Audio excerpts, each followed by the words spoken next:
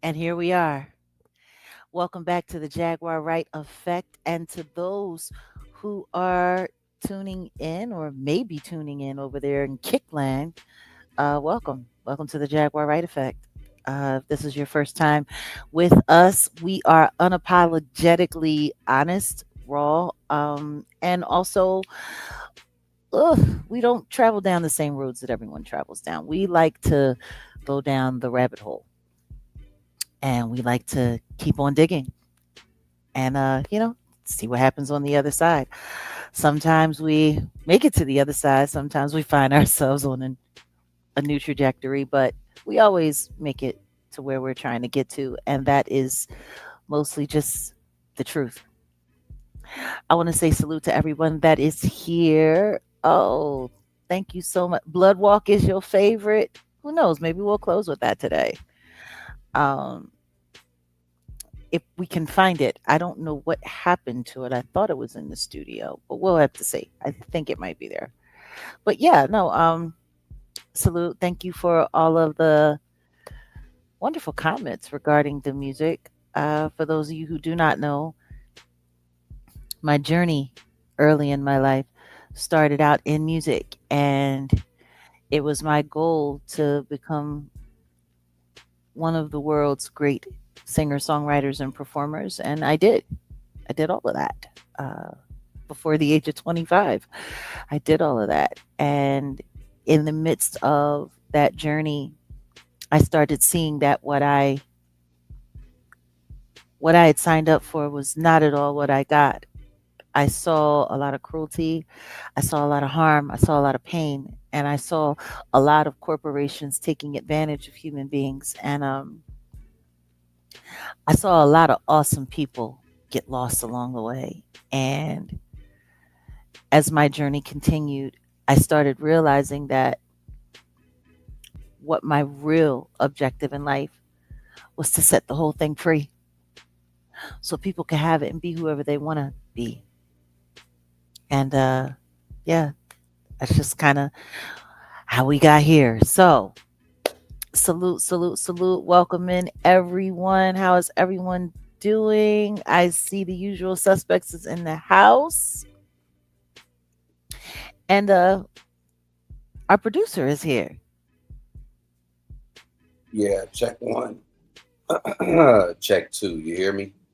Mm-hmm. All right. Mm-hmm. Mm-hmm. Yeah. So, oh, you would love to see me in concert in person. Maybe one day that'll happen. You know, I used to make goals and aim for things, and then all kinds of stuff happens. So what I'll say is just keep it in your finest thoughts, keep it in your prayers, and hope that that happens. I mean, for crying out loud, one of my show is a great show. Me and my folks, we have a good time. It's always been that way. So, uh, oh, salute Philly. Philly in the building. It's been so long since I've been home. I haven't stepped foot in Philadelphia since what, 2020? That's the longest since I've been away from my hometown. For those of you who don't know, I had left Philadelphia around 2014, 2016, officially in 2016, moved to Dallas, Texas. And yeah, it's been a journeyman's life since then. And I can't complain. Do I still live in the DFW? Technically, yes. Um, I just spend a lot of time out west. That's where I work, and it's where my producer is. So, salute. We got Philly in the building. We got Baltimore in the building. Do we have anybody from the DFW in the building? I can only imagine what it's like at home in Dallas right now with everything that's going on with Carmelo Anthony. I'm telling you, like it's crazy. Dallas gets so pulpy. Like when things happen in that area, like you feel it What's going on, Triple D? Yeah, like you feel it. It permeates everywhere. Like the year that we moved, I'll never forget. We moved into the place. It was like right around 4th of July, and there was that awful pow powing with that guy who, you know, sat there in that parking structure and took aim at the police and was going to take down the police. That was the guy you were telling me about. Hmm. He had taken a picture with Griff, and when Yeah, that incident happened, they posted that up like Griff had yeah, absolutely nothing to do with it, but you like know, Griff was a part of it. Like Griff knew who the guy was. Yeah, that's what happens. You go to a meet and greet, and the next thing you know, you're getting fingered for being a terrorist, right? So, T to the rhythms. Salute. We got Orlando in the building. We got North Carolina in the building. Salute, salute. Oh, hey, welcome, Patricia over there in Kickland. Feel free to jump into the conversation. So yeah, where do we start? Because I think we're going to be going over that police record tonight, or should we start by just having you know a little catch up on what's going on out there in the world? um, we can start with that. It's your birthday tomorrow. You're a Gemini. Yes, this is a big birthday season in my life. My brother, my mom, my dad, all of their birthdays were like within the same week. So, salute. Oh my goodness, Edmonton is in the building. I haven't been to Edmonton in so long. Melbourne, Australia, also in the building. That's what's up. Oh, man, oh man, oh man, oh man. What?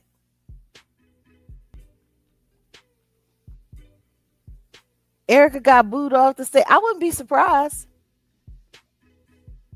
Witchcraft ain't crafting like it used to. Mm, mm, We're in a very interesting time. Charleston White stole that $75,000. I wouldn't be surprised.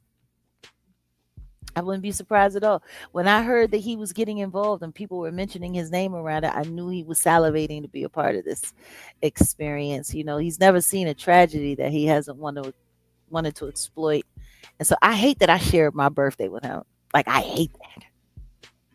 We're both 49. We were both born 1977.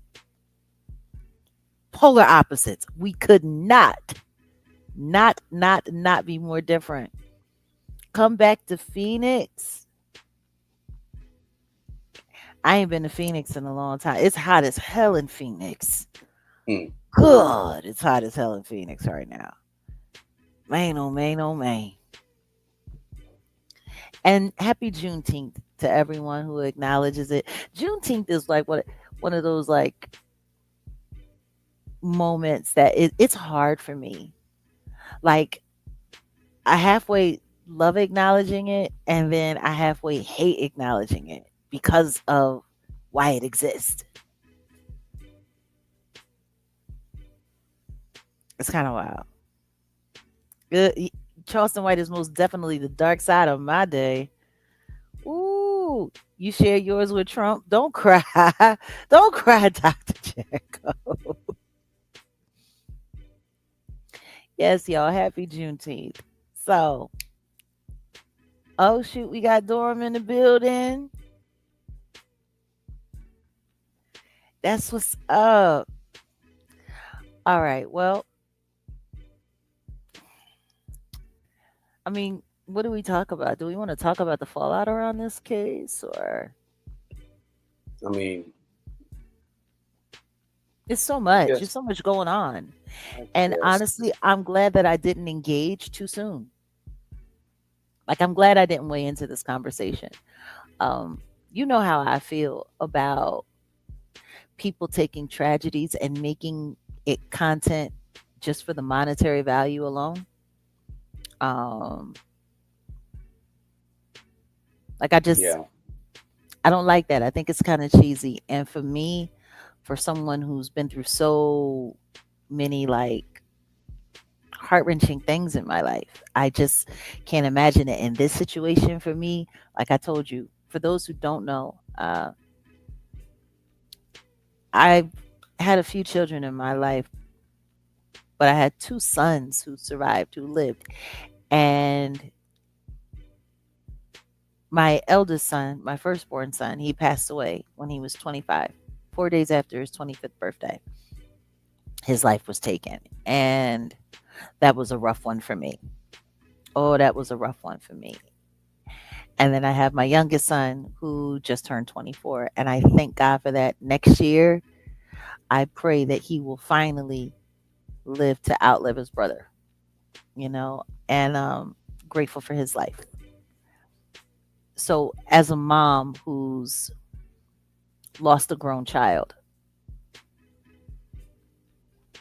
there's nothing worse than that. Losing a baby, a stillborn child is terrible. A baby to SIDS, terrible. When you lose a little one because you get you don't get to know them. You don't get to have those memories with them. But when you have a child that's grown and you have all of those memories, like especially like my son at the age of 25, like I had just started to feel like maybe it's going to be okay. And thank you guys for your condolences.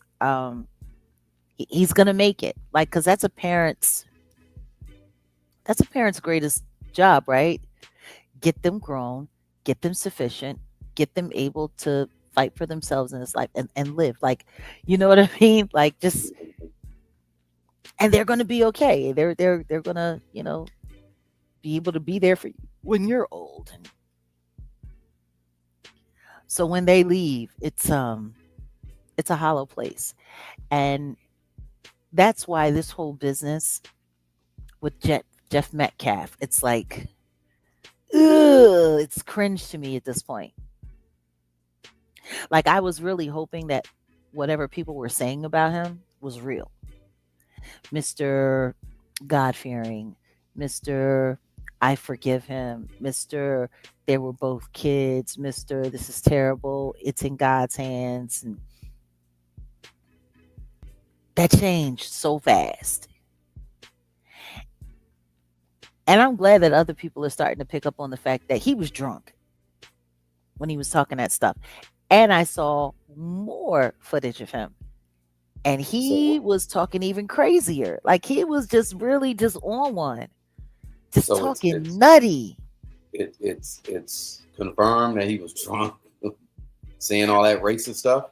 I don't know if it's confirmed that he was drunk, but other people are acknowledging the fact that he appeared inebriated to them as well. Like I was listening to him. He was losing some words there. And he definitely needed some liquid courage, but that's the problem. Yeah, the whole watermelon felon thing, like I actually saw like somebody made a picture of Carmelo and they painted his head a watermelon. Like I'm like, what's the need? What was the need for that? That's just junior high, elementary. No, but why would that be on a thumbnail? Why would you That be sharing that image? You know to what I'm try to saying? to try to inflame black people. That's all. And that's what it's all That don't about. work. It's not gonna Unfortunately, work. unfortunately, black content creators are sharing that image, and that is an issue for me. So I'm sitting here and I'm looking, and then I'm looking at these clips. And salute to Miss Lowdown. She shared some clips from TikTok of oh a white retired veteran, and he was sitting there and he was talking absolute rage bait, and he was sitting there and he was sharing because he's from the area, and he was giving Mr. Metcalf a piece of his mind, and that was nice. Like a lot of black people had something to say, but it was nice to see a white man have something to say. And he was just Yeah, like, I've been in, you know, Mello's footsteps. I've been, the bad kid. I had issues. I made a mistake. I went through this. I couldn't imagine if, you know what I mean, people are just giving up on me. And, and he's a veteran. He's been through a lot. Yeah. But then he started talking about the details, the fact that the crime happened in Denton County, but it got moved to Collin County. And like I told you, when people got transferred, had their cases transferred from Collin to Dallas, they were grateful because Collin County is a trick bag when it comes to the law up there. Mm. They really do their own thing. And most of the time, it's bought and paid for justice, heavily manipulated. And I'll say allegedly, but there's too many people that we know of that have gone through it. Um, that's why you don't play around up there. So listening to him talk about the fact that, and we'll say alleged here on our platform, but he was saying that he can pretty much confirm the fact that the Metcalfs do share mutual friends with the judge, the prosecutor. And I mean, let's just be honest, it makes sense. Small towns in Texas, especially towns where people have a couple of dollars, those who, are people about town, they all, it's one hand washes the other. They Yeah. hang out at the same restaurants, they hang out at the same, social clubs, they might go golfing together, things of that nature. And he said he knows someone, this veteran, he said he knows someone that has pictures of him, of Metcalf hanging out with these people and these very distinguished people in city government. Mm. And he was like, it was brought up early in the case. A lot of people aren't talking about it, that there was a conflict of interest, but the judge refused to recuse himself. And he was like, all they had to do was go to Governor Abbott and demand that he force him off this case. But nobody did that. They Yeah. just let it ride. So there's a lot of things. Um, but to hear this white veteran, and salute to him. I didn't get his name, but he's on TikTok and he's just very passionate, and he cussed Jeff Metcalf out and was like, I don't know who you think you are. You don't speak for all of us, and you're crazy, and I know you're crazy, and there's stories about you, and you not who you say you are. And he was like, he's making phone calls, and well, I'm not sure if Carmelo is still at the place where there was a Metcalf who was a part of the warden staff or the warden. I know that wherever they took him to initially, I believe he has been transferred to another jail since then, and now they have him in isolation. So they got him in PC, protective custody. Um, mm, but no, just listening to that veteran, he was like, yo, he was like, everyone is entitled to due process. Everyone is entitled to a fair trial by a jury of your peers. He said, and I'm telling y'all. And then he said that the magic words. He said, if I didn't know better, he said, I would think that this is really all about these elections. He said it's starting to feel that way. And I'm like, boom, somebody else feels the exact same way that I do, because we know exactly how heavily charged, especially North Texas. I mean, just all of Texas, but North Texas, man, there's a whole nother thing that's going on with like politics and the way they use social issues to push political agendas. This trial should not have happened during election season. It just should not have. It should not have. So yeah, I'm like, whew, mm, yeah. Yeah. Yeah. Listen to me. You don't have to tell me Tarrant County is about as squirrely as they come. My son died in Tarrant County. I would have rathered him died in Dallas County. But politicians are great actors. You think they act? Mm, You think they act? mm. What I do know is with the exposure that's happening around them and their misconduct in their personal lives, whether it be SA harassment or child abuse.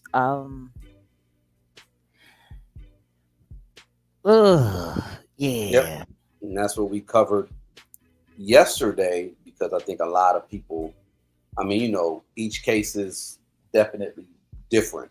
It's not the same, but if you got people that have questionable backgrounds or got other things going on behind the scenes, like with the DA, the whole settlement situation that he had, says a lot about his judgment, says a lot about his character.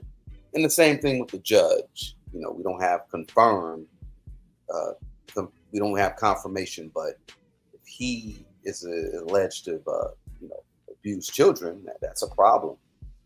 I think that judge should have easily been like, nah, we're gonna try it. We're gonna try someone else. Or maybe they should have just tried it in Denton County where the crime actually took place, or where the incident took place, Hmm. Hmm. rather than moving it to a place where there was sway and there was influence. Yeah. Yeah, and now there's the conversation around the videotape. People are talking about the videotapes, and now people are talking about there's two tapes. What did I say yesterday? I said it very plain and very clear. I would not be surprised if an AI version of the original tape started passing around just to keep people confused. How are there two tapes? How? How are there two versions of a tape from that incident? How? That's usually how the media works. There's the real, and then there's the narrative. So I guess the two tape situation is because what they trying to say, that there was no. I mean, there was a tape that the jury had to see, and it was unmistakably like, this is what happened. I think that's what I was hearing. That was a testimony as far as what people saw dealing with the case versus, of course, what the narrative is and what they're trying to, push out. No, this is what I was looking for. I think, we were you wanted me to, Mm-hmm. yeah. I was like, what did I name this? I was looking for it. But everybody was asking about this right here. And as soon as that banner is done, yeah, I can, yeah. It's So down. when we look at this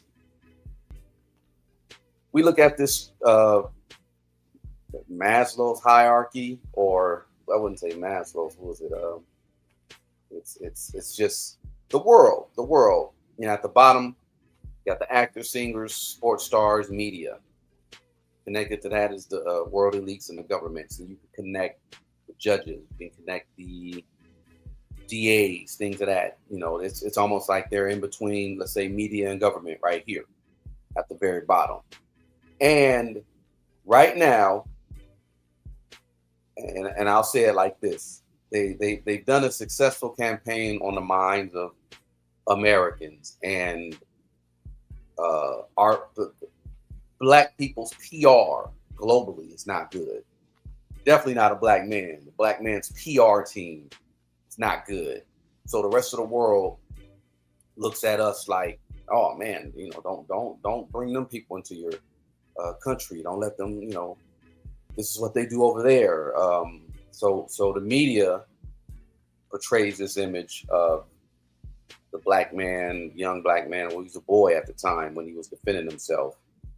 Um, what did they say? He was talking reckless. That's what the Metcalf, or whatever his name, Metcalf. The twin said that the young man Anthony came into the tent, or or sat down in the tent and refused to leave and was talking reckless, blah blah blah. He didn't even get into the details. Um, Regardless to what, this could have been an easily avoidable situation. The media, though, is in the courts are going to make the whole thing look as if Carmelo Anthony was the aggressor. He was the problem. He was this. He was that. Dude was, I think, what, like 5'8", 5'9", 130, and the Metcalf kid 6'1", 2 something. I heard they were beating the crap out of that kid. I mean, he was essentially just defending himself. You see what I'm saying? But anyway, I bring this up though just to say just how the media and the governments work, and just how they are. But it's tied to the world elites, where we got a whole bunch of people that are anti-Africa, and they talk about FBA, which I get. It's a reason to delineate. I get that, but I don't know who says this. One of the great teachers, I think it was John Henry Clark, said, black people don't owe nobody nothing but an ass whooping. I like that quote. And then he also said, we have no friends, because that's real. That is real. Like I look at everything when it comes to with global politics, what's going on globally. We have no friends. If there was a country that said, you know what, black people in America, y'all can get dual citizenship. Come on over here. They're gonna look at all the stuff that goes on in the media. This case as well. They'll look at this case and they'll use it as don't let them into your country. You'll be sadly mistaken. It'll be an issue. You know what I'm saying? So that's why I brought this up. We'll have more conversations about this. I brought this up, and I It's think a funny lot of that you people say that. Just say wanted to what? tap in. No, Go ahead. what you were just saying, because it reminded me of something that one of those loose rap comments that Jeff Metcalf was saying during that podcast when he was just, you know, going crazy. And he sat up there and he was talking about black people, and he was like, you people don't get to tell us what to do here on our land. We were here first. He said we the That's original a lie. people. No, he That's a said lie. no, he said we're the original people. He said y'all came over here on boats. He said we were here first and they put us in reservations. He's sitting there talking like he's native. Oh, so he's making it seem as he a $5 Indian. Okay, got I'm it. sitting there like, okay, He's so you're yeah, Native American? native. Yeah, he's native my ass. I'm like, So oh, uh, native trailer trashian. it was very interesting. Well, Wait a minute. he could. Auntie Leah said he got a card. Is it for medical cannabis? What, he got a card to say that his family paid $5 to be put on the dolls rolls. I was just looking I'm at good. something. And we'll get into that one day about the Moors and the Washita Indians, and the young boy who played Buckwheat on Little Rascals back in the day. Hmm.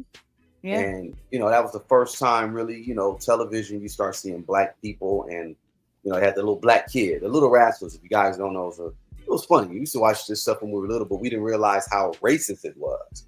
I did when I was little, because I was like, How I racist think, it was. oh, it Listen was to me. racist as hell. Eddie Murphy on Saturday Night Live. We're keeping up in all the wrong places. We're keeping up.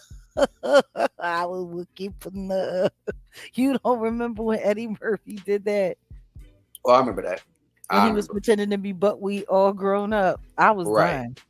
Wookie Panub. Yeah, they had a picture of Buckwheat sitting down Indian style, as so that was symbolic. And then Mhm. they had a picture where they had a cap on his head that said engineer. And that was basically clowning him because he was an original, um, tied to let's just say the original people of the land, the Washita Mhm. Indians, or whatever. And that's what that was a derogatory term, engineer. It wasn't like engineer, like en. They would call that was a derogatory term. They would call natives engines. So they had Mhm. him as engineer. Yeah, we'll get into that one of these days because I think a lot of us just need to get out of the mindset like, I mean, let's keep it a buck. We have no friends in this country. We have no friends globally. So we really got to just um, really tap in and really start figuring some things out. I said it. This justice system is not going to produce any justice. It's all injustice. Well, Got the I mean, situation here. Go ahead. they have justice and we have just us. Yeah. Well. Yeah.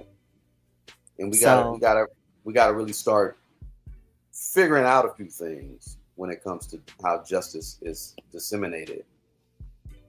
Can you scroll this or no? I think you should be able to. I can't. I cannot. Oh, that sucks. Okay. I cannot. Well, here's the report, the arrest report.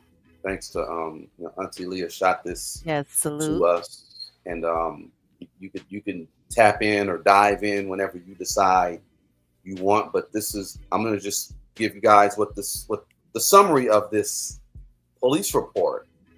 This is the police report that the Frisco Police Department had taken for the arrest for Carmelo Anthony. It says Carmelo Sincere Anthony. And this says arrest report number 250000829. This was April 2nd, 2025. The report states police responded to a stabbing at 10:01 a.m. April 2nd, 2025 at the David Cooey Kendall Stadium. It's in Frisco, Texas. Original Mhm. dispatch informed um, the information said there was an athlete that had been stabbed. The suspect was described as a black male wearing a gray hooded sweatshirt, blue sweatpants.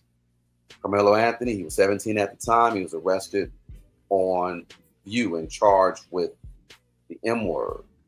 187, listed as a first degree felony under the Texas Penal Code.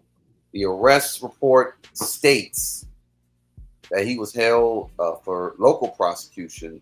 And the report also states that there was no alcohol use or drug use noted.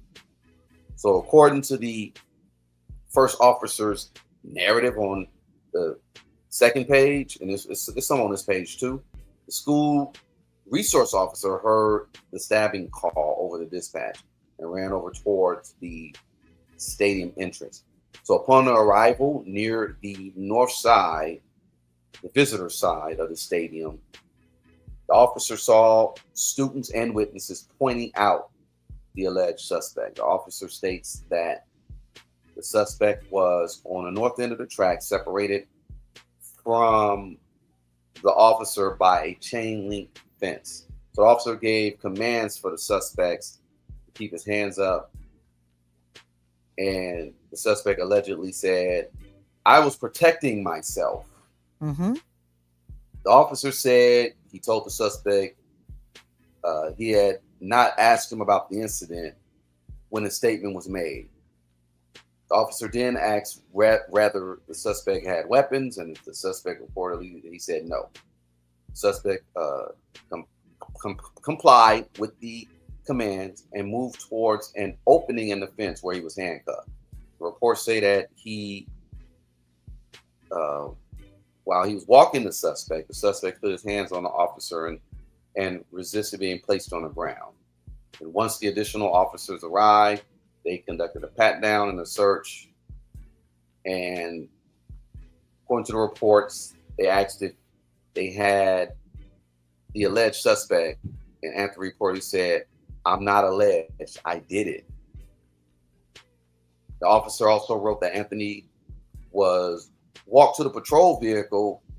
He became emotional when he said he put hands on me because he was talking about Metcalf. The officer noted that Anthony had blood He on also one of his said, "I fingers. told him not to."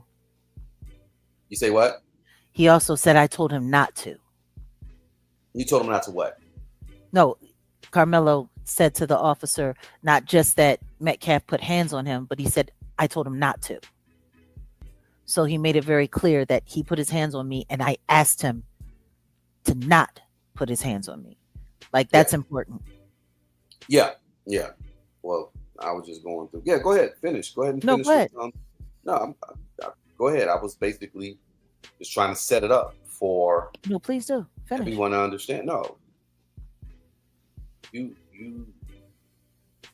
you have anything else to include? You can go ahead and No, do it now. I just wanted to make sure we were interjecting that because so many people have gone through this information and they have pulled out things and they have said things like I don't think you've seen Nancy Grace's commentary on this. I No, just I wanted didn't. to make sure that we said it for the record that he made it very clear that hands had been put on him and he had asked. The one statement that they had been making was that he said, touch me and find out. Like everyone kept pushing that line. If you touch me and you'll find out. This is a Yeah. much different statement. So go ahead, please continue. Well, like I was saying, the officer wrote. This is what the officer wrote as Anthony walked to the patrol vehicle. He became emotional and he said he put hands on me. Officer also noted that Anthony had blood on one of his fingers and that a photograph was taken of his hand. Reports contain multiple statements alleging made by Anthony after the police contacted him. The main statements were documented. It said, I was protecting myself. He put his hands on me. I'm not alleged. I did it. I'm not going to talk more. The officers repeatedly noted that they did not question him about the incident when some of these statements were made. At least one officer wrote that he replied to Anthony by telling him he did not know what happened and that Anthony did not need to say more. So these statements are important because they show the report records, both an alleged admission and self-defense type statement. What witnesses reportedly said happened. This is on the third and the fourth page. Several officers summarized the accounts. The witnesses told police that Anthony was from Centennial High and he was sitting under the Memorial High pop-up tent. Austin Metcalf allegedly told Anthony he needed to move out from under the team's tent. According to that witness, Anthony opened and reached inside his bag and said something to the effect of, touch me and see what happens. So this is what the reports are saying. They said Austin did not really think Anthony had a weapon in the bag and that Austin proceeded to touch Anthony. The reports say Anthony allegedly told Austin to punch him and see what happens. And another witness summary says Austin then grabbed Anthony and told him to move. Anthony allegedly pulled out what witnesses described as a black knife and stabbed Austin once in the chest and ran away. Austin reportedly grabbed his chest and told people that Anthony had stabbed him. Another witness account says Austin and another male were arguing under the memorial tent. Austin allegedly pushed the male to get him out from underneath the tent. And the male then took out the knife and stabbed Austin and left the scene.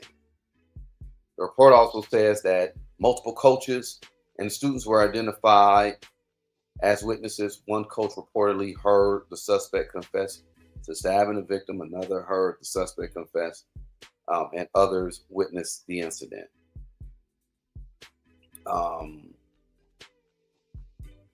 So that's just pages 1 through 4 so far. What do you guys have to say? What do you have to say about what's on this report? I mean, it sounds pretty standard. Except for how much of this lines up with that videotape, which we haven't seen. The public has still not seen this videotape yet. People are saying that several boys were involved. People are saying that only a couple boys were involved. People are Hmm. saying that the twins attacked him and Yeah, then Eddie attacked him after, yeah, the scuffle between him and the twins were over. They're saying that, you know, the twin hunter was holding him, holding his brother Austin as his life was coming to an end. And then there are people that are saying that that didn't happen. Now, this is the thing. If that boy was there leaking out, what are the pictures looking like of Hunter? Did Hunter have, you know, the red stuff all over him? right. Like, there's just certain questions that I would love to know that we're not getting those answers to. But the biggest problem that I'm having is how all of these witnesses somehow managed to leave out a bunch of details and yet still tell the same story. Hmm. And I know that a lot of times, when people are preparing for trial, lawyers work with their witnesses, especially the prosecution. They prep their witnesses. They get their witnesses together. The question is did they prep their witnesses or did they instruct their witnesses on what to say? And someone was saying that they think that he's going to win on appeal. Well, the whispers in the streets right now is that there might just be a new trial. He might get a new trial. And the truth is, fucking appeal. He deserves a new trial. Oh yeah, yeah. I mean, from what I'm reading and from what I was hearing as well, it appears that Carmelo Anthony was he pretty much was getting the crap beat out of him. And mind you, these kids are way bigger than him, and it was more than just this one kid beating him. It was a bunch of them. They said they had him in a headlock. Well, one of them had him in a headlock. Yeah. Um, yeah. I mean, he was defending himself. Like I said, the most he should have gotten is a manslaughter charge, and that should have been that. But of course, if you as a black male do anything, they putting the 10 on the 2. Now, I don't agree. Him having a knife on campus was kind of, out of pocket, but let's get into the knife and the crime scene. I mean, the officers searched the stadium bleachers and located what they believe to be the knife used in the stabbing. One officer reported that the knife was found between rows 9 and 10 near seat 30 Well, the on the question is what visitor kind of blade side of was it? the bleachers. What kind of blade was it? Was this a Swiss Army knife? Was this a hunting knife? Like, what kind of knife was it? Like, all of these things make a big difference. They photographed the location. I guess they said the knife was described as a black knife. I heard it was like a damn like Swiss Army knife type of situation. So See, all of these things, all of these questions need to be answered. But the truth is, most kids in Texas that I've seen carry stuff like it. A lot of these young kids out there, they carry pistols, they carry firearms. oh yeah, I know So it's Texas.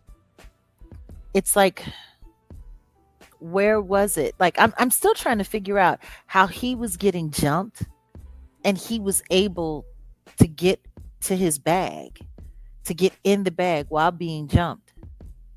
Like, there's just too many questions. Yeah, It's too many questions.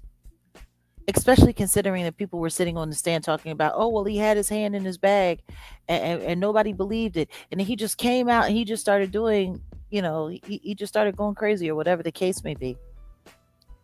So when did that happen? Because he was attacked. And if he was attacked, like, I need to understand. So I need to the, understand. Wait a minute. Yvonne says, I saw the picture of it and it definitely wasn't anything near a Swiss Army knife. Okay. So then do we know? they don't really describe in the police report what type of knife. Like I said, they said it was just a black knife. An officer described the knife as black. The knife, uh, the officers covered the knife with a tarp because it was raining, and they were trying to just preserve the Preserve evidence. it. At one point, officer used the backpacks and other nearby items to weigh down the tarp because of the wind and the rain. One officer later realized the backpack used to hold the tarp belongs to uh, Carmelo. Centennial High School and was located near other Centennial backpacks. Okay. So the report here says Metcalf was under the Memorial High tent or near the bleachers when officers and the medical professionals arrived. Frisco Fire Department and athletic trainers were performing CPR. One officer wrote that the victim was unconscious and not breathing. Another officer described the visible blood around the victim. Reports state that Austin was eventually transported to the hospital. It was a Texas Health Plano. Okay, they took him to Plano. Yeah. How's a little trip? Medical staff stopped treatment and disconnected the cords and tubes around 10:53 after the doctors pronounced him deceased.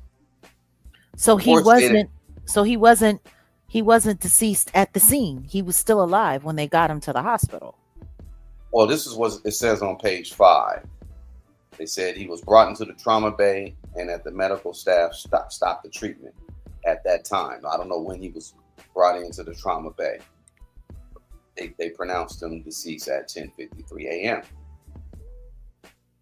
Or See, that's say, crazy because Nancy Grace, the way she did her commentary, she made it seem like he was pronounced DOA when the police arrived. well, again, she's media, so whatever her spin is, she's likely. I don't really rock with her like that anyway. But I don't think she's gonna bang with the truth. I tell you what, every time I've done research or done my own investigations, the news media has a certain particular angle. They'll have a certain particular Yeah, narrative. So always. what is she there to do? Sell what? Ads. Ads. Yeah. So she's gonna say what she's gonna say to get people to tune in and not necessarily be too concerned with the truth. I refused to watch Megyn Kelly because I already knew she was going to go too far with it. You want to know one other thing that I noticed? Has has Candace Owens touched this subject at all? Well, she's not gonna touch that shit Why not? because for her, white lives matter. She Candace Owens is a troll. Like you can't really look at her and really say she's really a gonna really be true to journalism and integrity. Nah, she's a troll. And this is dealing with black issues, so therefore don't expect her to keep it a buck. Hmm. Yeah, she pick and choose. No, but seriously,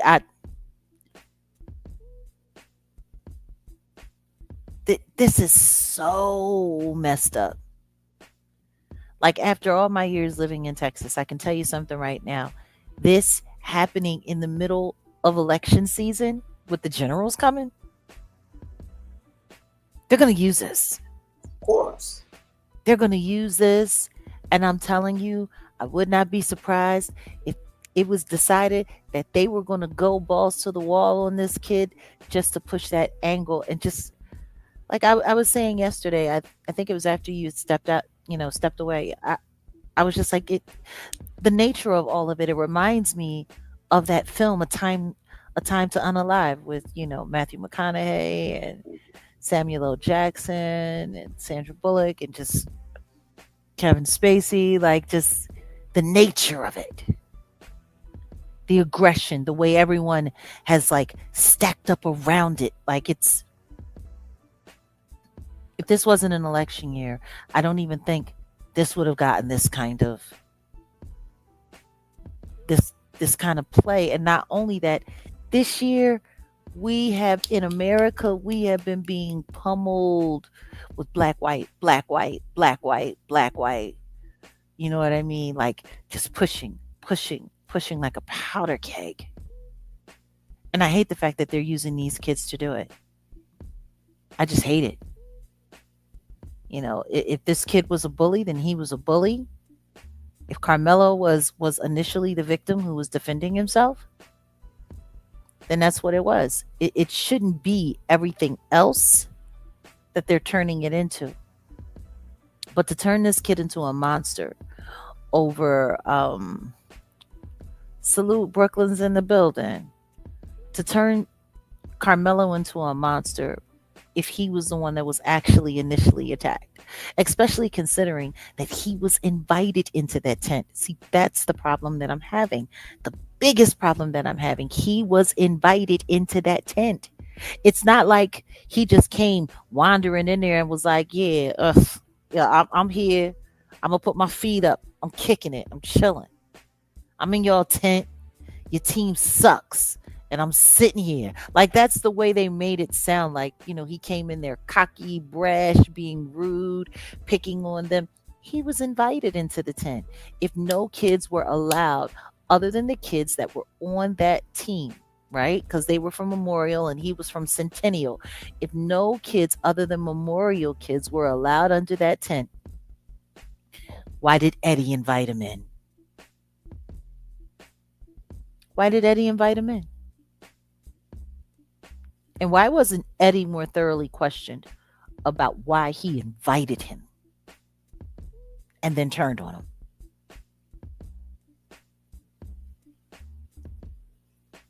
That little boy has a whole lot. Listen to me, it's the classic definition of dogpiling. It really is. It really is, Cat. I mean, I don't know. Do you think I'm tripping? Do you think I'm making too much of it? Mm.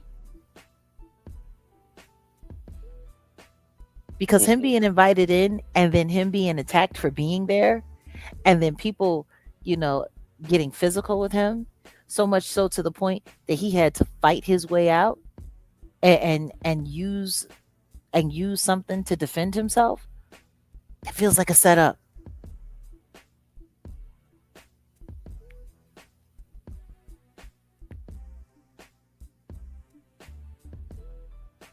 Well, I'm sitting over here looking, and I have not participated, nor did I ever, you know, just look into this whole just the race baiting. I know. I'm looking at someone's Facebook, and they have. It says, well, he said he's done being politically correct when it comes to these criminals.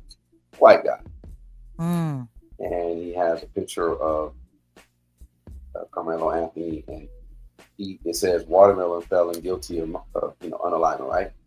mm-hmm. And people are laughing. He got almost 25,000 likes on Facebook. That's So crazy. no, that's cool. The thing is yeah, that's what time it is right now. Just remember these people. Remember who they are. Remember how they look. Thing is you just got to let people just show who they really are. You know what I'm No, saying? but there have been so many people that have been waiting for a moment like this so that they can behave the way that they're behaving.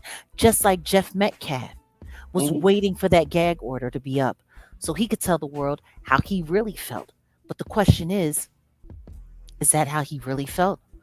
Or was that what he was instructed to say? Because I'm telling you, it just felt I'm not. I'm not. performative. It I'm not felt giving him no. performative. I'm not giving him no pass. That's probably really how he felt. I'm Fuck, not fuck up. saying I'm not giving him a pass. I'm not saying he didn't really feel that way. I'm saying I can't imagine him going out of his way to make a spectacle of himself after he already got what he wanted. He wanted Carmelo convicted. He got him convicted. What makes sense is to show grace in that moment and say, we appreciate the verdict and we'll pray for the boy. He had already been doing that. Now, all of a sudden, you just waited until the gag order was over so that you could be a full on racist? So Meanwhile, you got to sit here and you got to sippy sip sip in order to be able to run your lips, and loose lips sink ships. But when he sat up there and said, in that one moment, when he literally sat there and said, you guys threw us a big fat meatball for me to knock it out the park. I'm gonna go to a quote that Hmm. Neely Fuller said, and I just want to be correct because he made a quote, and about white supremacy, racism. He said, if you don't understand white supremacy slash racism, everything that you do understand will only confuse you. And shout out to him. Rest in peace to him. You just made a statement and said you don't know why, and um, logically, or it would make sense for him not to. Again, you're dealing with a racist. So there's only three people on the planet. White people, non-white people, and racists. This guy is clearly a racist. He's gonna do all that, and he's gonna go ahead and start a GoFundMe or whatever, and he'll get his money up or whatever.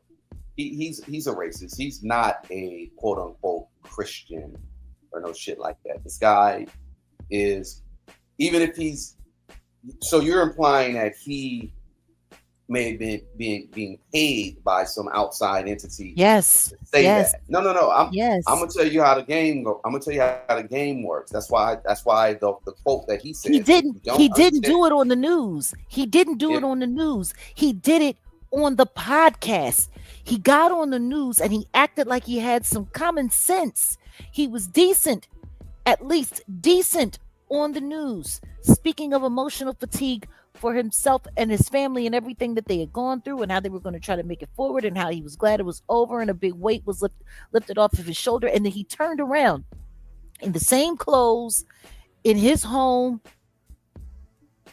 got on a podcast and started flipping middle fingers, talking about, I ain't no saint, you a bitch ass nigga, and your wife is a drunk bitch, and and and you a grifter, and you abandon your son and wear CPS to take the rest of your brats away. Like, it would have made more sense to me that it wasn't coerced if he had been acting like that on the news. Like, if you were just waiting for the gag order to drop so you could go run your mouth, then why censor yourself in one format and act a fool in another? If you just wanted to act a fool, you should have just acted a fool. You see what I'm saying? He no, was wearing the same clothes. It wasn't like one day he was talking like he was making sense, and then the next day he did another interview and he changed. No, literally, he was wearing the same clothes at his house. He was talking like he made sense on the news, and then straight went full on racist for the podcast. Then he got on another interview, same day, and played victim. Does that make sense? no, For him not to be consistent?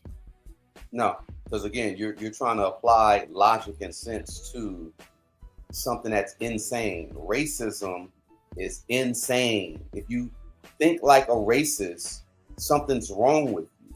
That's why I'm only going to go back to the quote that Neely Fuller said, Neely Fuller Jr. If you don't understand white supremacy slash racism, everything that you do understand will only confuse you.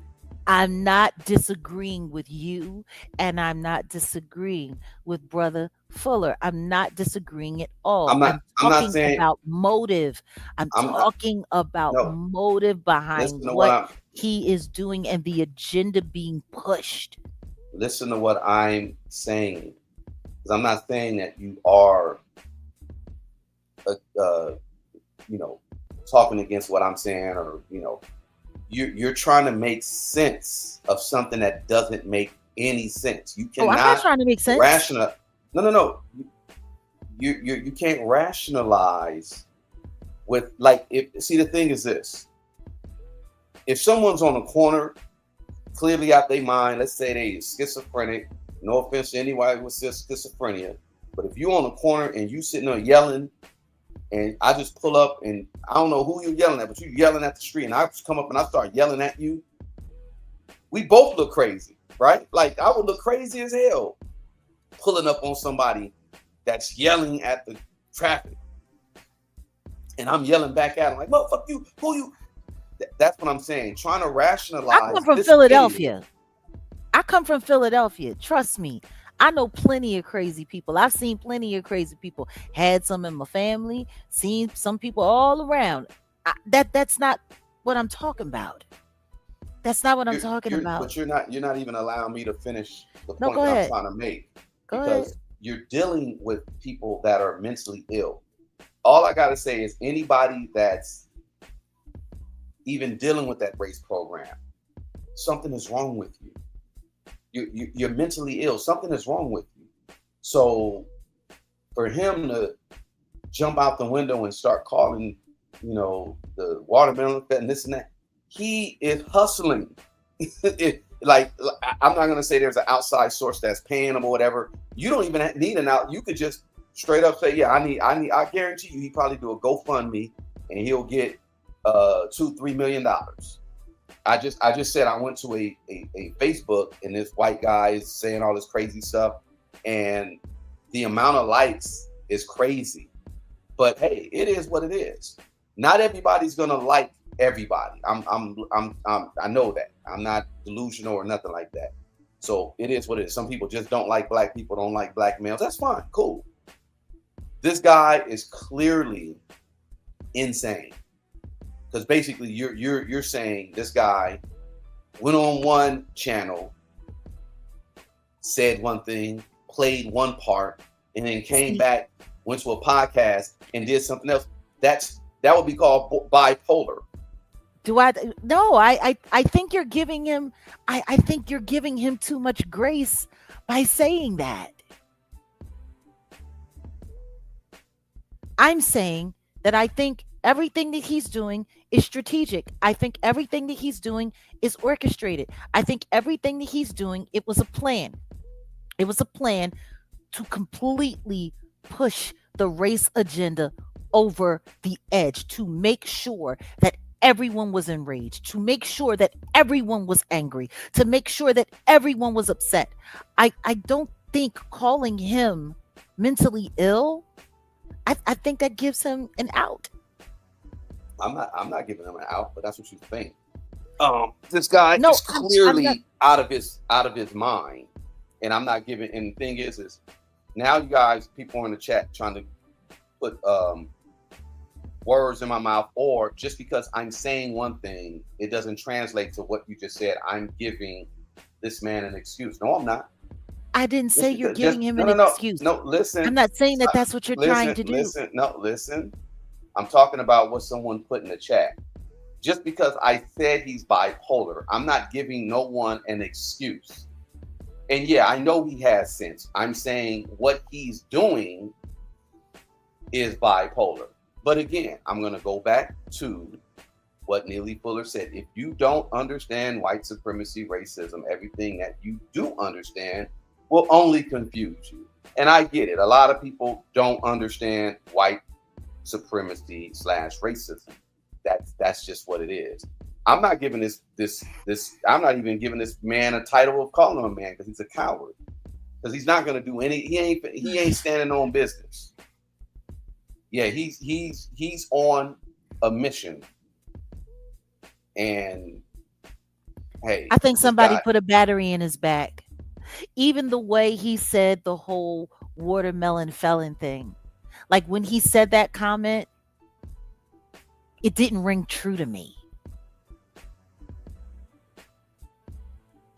Like I know what racism looks like.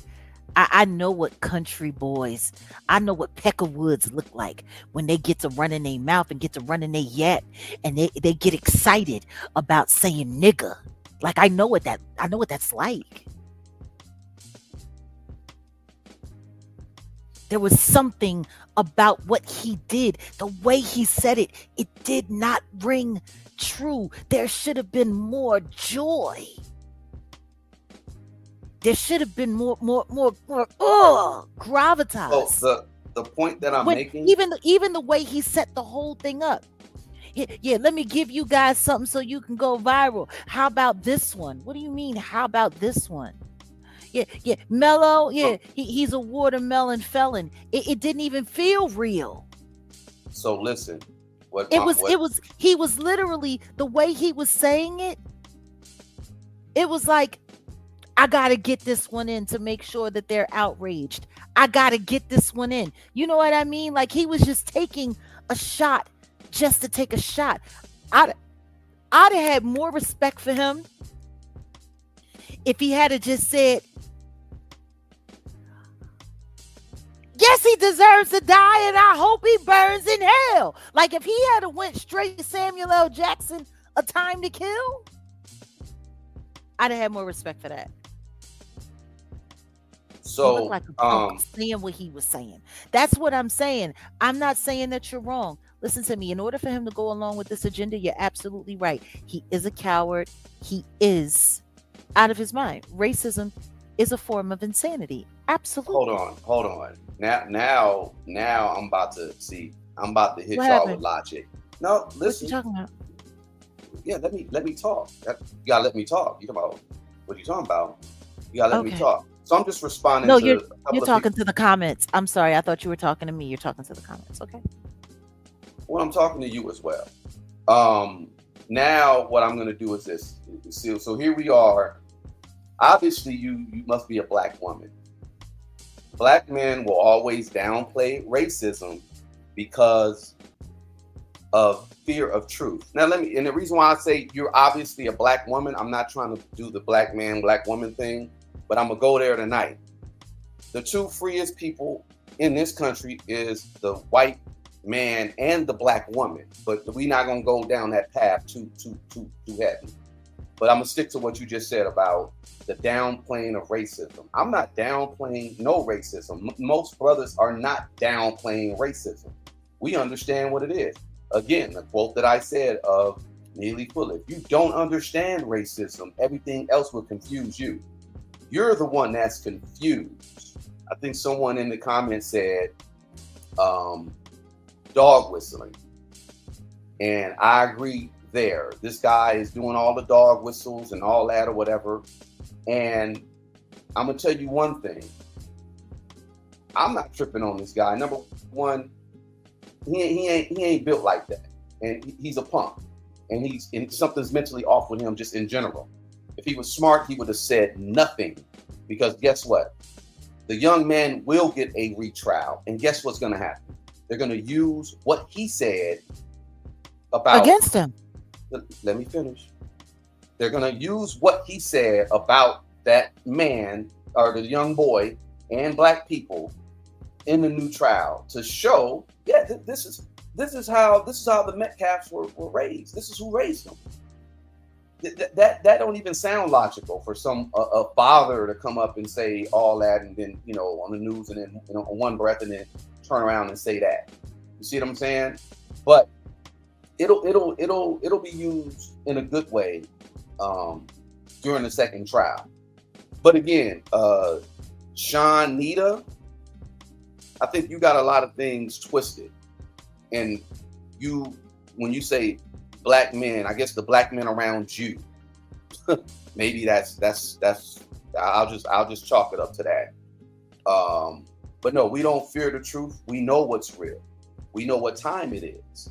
I think a lot of other people don't know what time it is.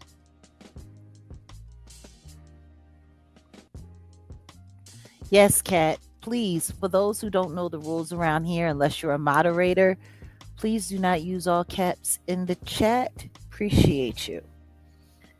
First warning's gone out. After that, moderators might remove your comments. Thanks for the reminder, Kat. Yeah, no all caps because we're not yelling here. This is just a debate, or not even a debate. It's a discussion. I honestly just think a lot of people need to know what time it is. Um, and There's I've nothing done. even wrong with a good debate as No, long I as we're actually debating the issues at hand.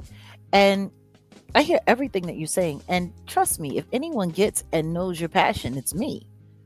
I get it. I understand it. I know it very well. and I'll say it like this. I've been in the trenches. People don't know. Don't I used to produce for Black Lives Matter. Not that that matters anything. I still help out. This not just them. All types of organizations. Um, I got my information, a lot of information from the elders directly, and then like people like what is it? If y'all listen to podcasts, there's a popular podcast. I don't even say popular. I'll just say it's called The Cows: The Context of White Supremacy. Dr. Francis Cress Welsing used to be on there, etc. Like really do your homework and know what it is that you're talking about. You get what I'm saying? Um, I think this should be a learning lesson. This incident, everything that's going on right now in America, 2026.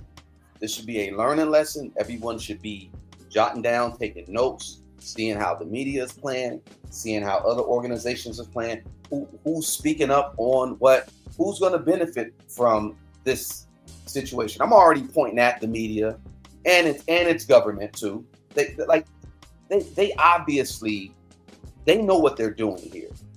We're at 250 years of the inception of this quote unquote nation, and quote unquote inception, right?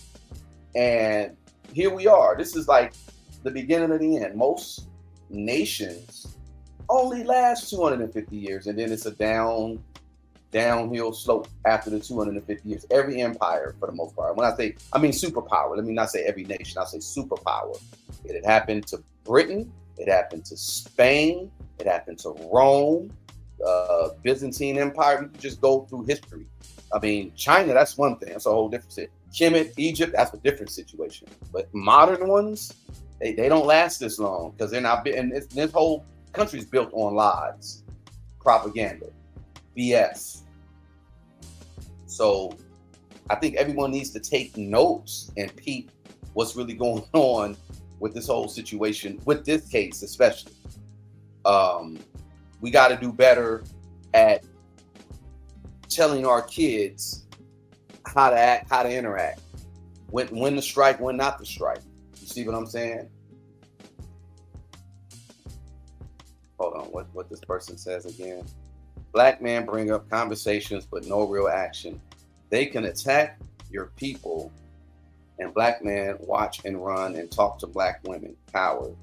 Okay, well, if that's what you think, like I said, Can you do me a favor? it's Can it. you let me speak to this person, this Well, woman? yeah. But it's I How guess about it's a how about black you man. fall back? No, how about you No, fall no. back first? Just Listen, let me now, speak to this woman. hold on. See, this is the Okay. problem too. Don't. Let's not do this. The problem is this is the black man in her life. She got to get around some real black men that don't Uh, watch and run and talk about black women. But go ahead. First things first, she's been saying nothing but divisive things to get under your skin. She knows what she's doing. I'm just going to talk to her woman to woman. Number one, though your comment might be relevant in some circles, it's not relevant here. That's first things first. This is not a running black man. Hmm. And no one's running from the truth. Matter of fact, the only thing I've ever known him to I've known him to run towards helping someone. I've known him to run towards being at the source of the issue. but I've never seen him run away from anything. So it's just kind of sad that in the midst of this conversation, while we're sitting here talking about how they're using these two young kids, one deceased and one being persecuted without, you know, fair trial, fair deliberation, fair verdict. Like, this is the conversation that's on the floor. And you're sitting here using it to attack a black man. This is what they want us to do. Your divisiveness is actually playing into their narrative. So I guess what I want to know is why are you here? Exactly what is it in this conversation that you want to add to it? Like what's your point? Okay, this isn't about talking to black women, because the one thing that I will say is if you're going to start talking about that, then you need to take it to all of these other content creators that y'all like to go sit with, who sit there and attack black women all day and do nothing to help the black man's plight. Y'all love sitting with all of those gay boys. You love it. They are the most divisive and most ignorant pieces of shit. They talk to women crazy. They do all kinds of things. But then when you have a black man that is sitting here talking unity, you want to come over here and start picking. Do yourself a favor. Just show a little respect in my chat. Well, that's what I was going to say, Jag, because in all honesty, you can speak for me. I think my daughter could speak for me as well. My mom could speak for me as well. But since, we're here and you have a relationship with me, you can definitely speak on. That's why I didn't take no offense to what it is that she has to say. But I'm going to put it back on. And even if you are because I just said, let me just guess, black woman, but you might be something else. Shanita 78 or Shawnita, whatever you are. You could be, I don't know what you are. You could be a bot for all I care. But where you're probably speaking from your life experience, what you're going through. You're probably not married. You probably have no one to protect you. So I understand. I feel for you. I'm gonna just leave it. I'm gonna just leave it as that. And as far as real Now, solution, Shaka Khan, I feel for you. no, ain't no Shaka Khan, because the other line don't apply. Because I don't love somebody that don't love themselves, or got love for me, or love for our people. I'll just say it like that. But yeah, like I get it. It's a projection thing with this type of people, and yeah, Asian provocateur just trying to start shit. But look, the real solution. If we're going to talk about real solution, I think we got to finish really with this whole case here, the report, because that's really what we're here to do. It is to talk about solutions, not just talk just to be heard. You understand what I'm saying? And someone put that in the comments. Why is this thing not coming up? Am I tripping or? Okay, my bad. Someone did a day with Devon asked, do you think that us as black people should move out the country? We'll get into that, because I'm gonna tell y'all what I know, what the freedom fighters that I know in LA, what we're doing, and we got to start somewhere. We got to start with the economics. So before we go there, though, I'll just finish up with what's going on with the situation with Mr. Carmelo Anthony and the Metcalfs and things of that nature, because what happened with the kid was unfortunate, right? But I'm gonna tell you what, from what I'm hearing and everything that they have been saying, it was a situation where Carmelo Anthony was defending himself. If it was the other way around, if Carmelo Anthony was white and the Metcalf kids were black, I guarantee you we wouldn't be having this conversation like how we're having it right now. It'll be, oh yeah, he's standing his ground, blah, blah, blah. He did what he needed to do. It will be a totally different situation. And even with the handling of Carmelo Anthony after the arrest, it would have been different. Peep what I'm saying. So in this report, they said Carmelo Anthony was taken by the Frisco Police Department to jail, and the jail staff changed him into jail attire. His clothing was placed as evidence. Officers later returned to the patrol vehicle to retrieve the clothing and kept it as evidence. So the report also says that Anthony was seated in the patrol vehicle before transport, and that blood was seen on his finger. We know that they got it photographed. Officer noticed that his school or identity uniform information, I'm sorry, was verified with the school's official.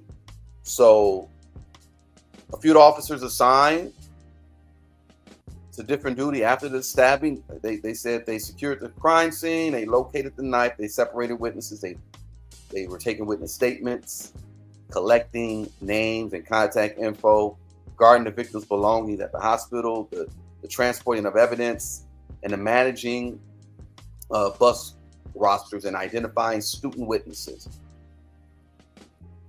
One officer said, this is very important. One officer said, he stated his body cam didn't activate initially, but he later activated it after realizing it was not recording. Another officer stated his covert camera failed to activate because it was covered and did not detect light to turn on. Because I guess those body cameras need to like see light and then it'll automatically turn on. But those details matter because they show not every part of the response was captured on video. So that's a problem. That's a problem.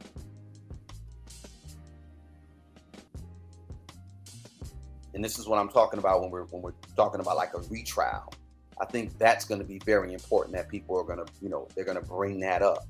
Now, if he was, if Carmelo was white, oh, guaranteed, the cameras would have been on. Like it wouldn't have been an issue. Like, trust me, when police arrive on the scene. If Carmelo was white, this would have never even been charged. Oh, I know. They wouldn't have took him to jail. I know. No, it wouldn't have been charged. They would have done their investigation, and they would have said that he was defending himself, and there would have been no charge, like they did with my son. Mm. If Carmelo was white, he would have been arrested. He would have been let go. He would have been allowed to go home. There would have been no bond. And 2 months later, it would be the investigation is concluded. He was defending himself, and that just would have been it. Exactly. If he was white. And I can say that as a black woman who had a child who died in an incident with other young people around that got out of hand just like this one did in Texas. And no justice was served. None.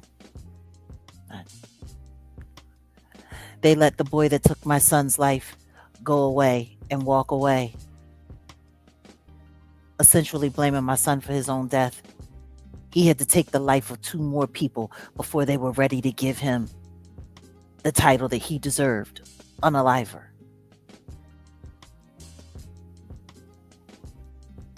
So we can sit here and we can go back and forth. I mean, it is what it is.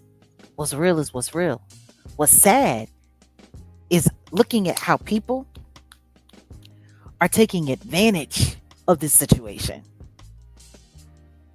Now, his family raised $600 some odd thousand to help them through this whole situation. They've been doxxed.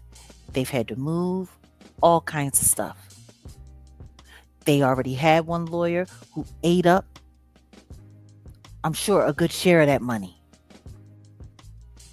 Now they got to get another one that's probably going to eat up the rest. And as we speak right now, people are saying that Charleston White has turned this into a whole circus and that he's taking advantage. You got people saying, Oh, I'm hoping that Jasmine Crockett will get involved and get the family a good lawyer. She's a black politician who represents out of Dallas. She knew about this case, right? Why didn't she help the family get an attorney to start? Where was Lee Merritt? Where were any of the so-called people who care about black rights and all of that? Like, that's the one thing that I couldn't stand, that I hated about Dallas. When I first moved to Dallas, I really thought that there was some real blacks down there, some real revolutionaries down there. You know what I come to realize? It's all talking, it's all for show.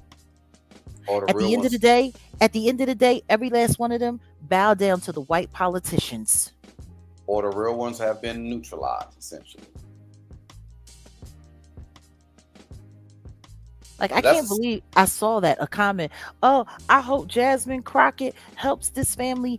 If she was interested in helping, she should have been interested in helping from jump, because she's the one that's always sitting down over there in Washington, cussing everybody out, talking about this and talking about that and talking about this, and this ain't fair. And the racist white man, and this one's racist, and the president's racist, and your great granny is racist, and I'm gonna dig your great grandmammy up because she made your son who came and took from me and stole from me because he's a racist. She's always doing all of this. Has she been involved at all in this Carmelo Anthony case? Have you seen her name pop up at all regarding anything? mm-mm.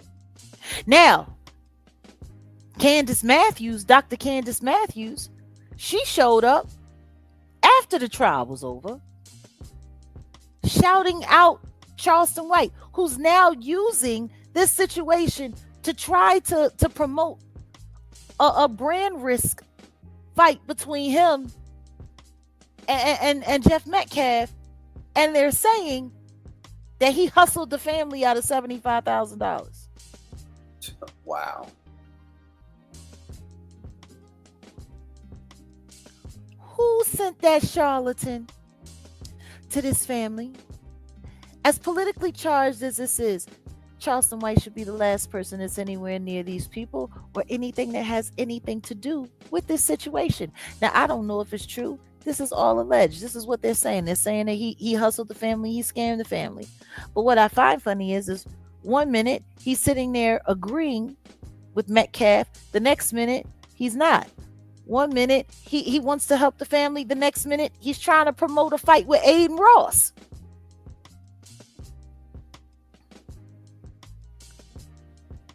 It's insane.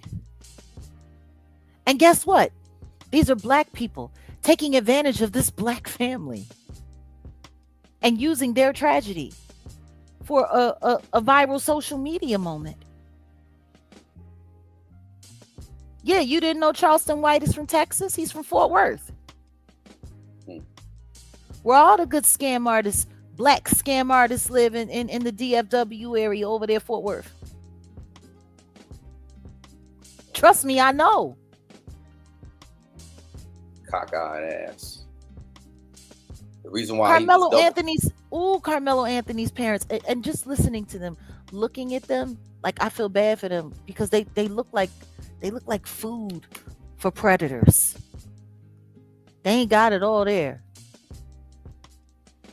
They not that kind. You were gonna say? Oh no, I was just gonna bomb on Charleston White, cross-eyed ass. He got two different perspectives because he's looking two different ways. No, he's not. He only looking one way because he only got one eye. He ain't seeing nothing with that other thing in his head. He literally only had. How can he look more than one way? No disrespect. No, for me, all disrespect. Fuck him, clown ass. But the real ones will. I'm sorry, Boss Lady is asking. Number one, first things first. We do not do all caps in this chat, Boss Lady. Thank you for coming by. We appreciate the engagement, but we do not do all caps. You want to know why he had whatever it was that he had in his bag, whatever weapon that that they said he had. You want to know why? I don't know. Why do most of the kids that I know in Dallas and in North Texas run around with pow pows, with Yeah, firearm? See, that's how I know that this kid ain't a bad kid, because most kids his age have yeah. at least a snub nose 38 They that got I've that stick. seen. It had that stick. Yeah, they got that stick with them. So yeah, it could have went worse. You ain't lying. That's the thing. See, and we sitting over here pointing fingers at the little boy. I was his age, 16, 17, used to get into it with people, right? And you would just squabble up, you would fight. And I mean, in my day, it wasn't just, the possibility of a knife or strizap, right? So, At the end of the day, I used to keep a machete underneath the driver's seat of my car when I was 17 years old. That boy ain't had no machete. yeah, your little ass needed a machine. You probably chop a Sure motherfucker did. down like a damn sugar cane, huh? Sure Shit. did. In North Philly, Oh, hell yeah. where girls was getting snatched up and drugged into phone booths and Yeah, being no, essayed. yeah, I get you. Yeah, that's why I said you needed that. I know what the pit of hell is like. The point is, it's not why did he have it. The point is why did he feel the need to use it? And we Mm, won't understand that better until we see the footage. right. We need to See, see the footage. All of these questions are being asked because the footage is being kept from the public. Am I wrong, Wolfgang Amadeus? no, no, no. You're right. And again, the issue with the body cam, the officer's body cam footage, the initial officers who came on, they were not recording, and we don't have the footage. It's a problem. There needs to be another trial. What officers move around in Texas without their body cam being on? They're not. It's against. Actually, they should be suspended. They should have been suspended for not having those body cams on. Like usually, there are harsh penalties for them not having their body cam on, because what it suggests is someone told them not to turn them on.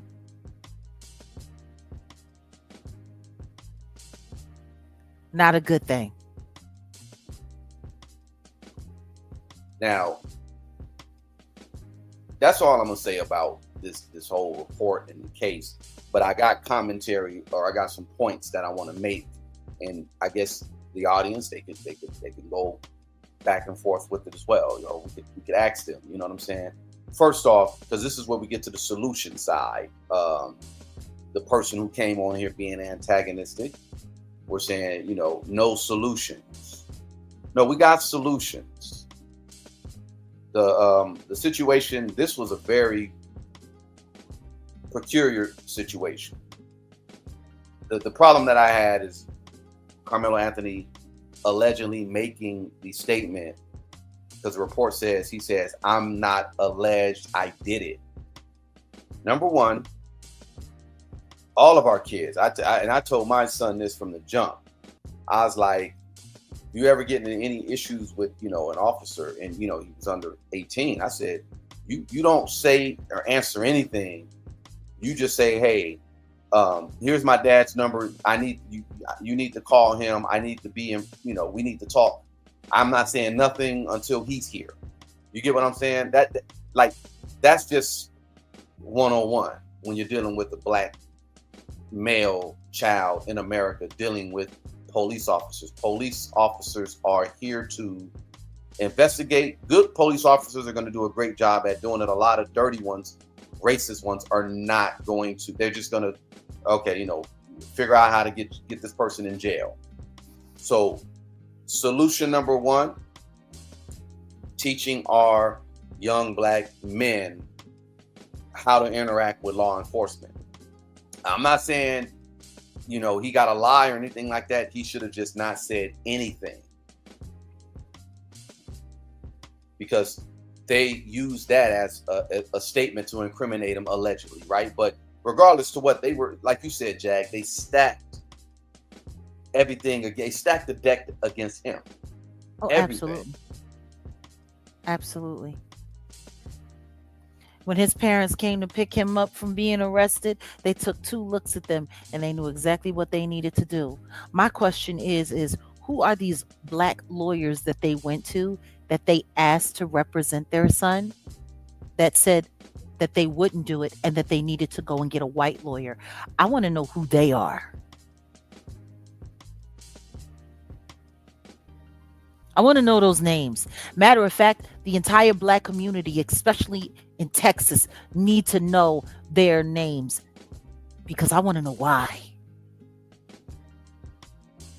Because the only reason why a black lawyer for a case like this, for a family like this, for a boy like this would say no is if there was political motivation to stand down.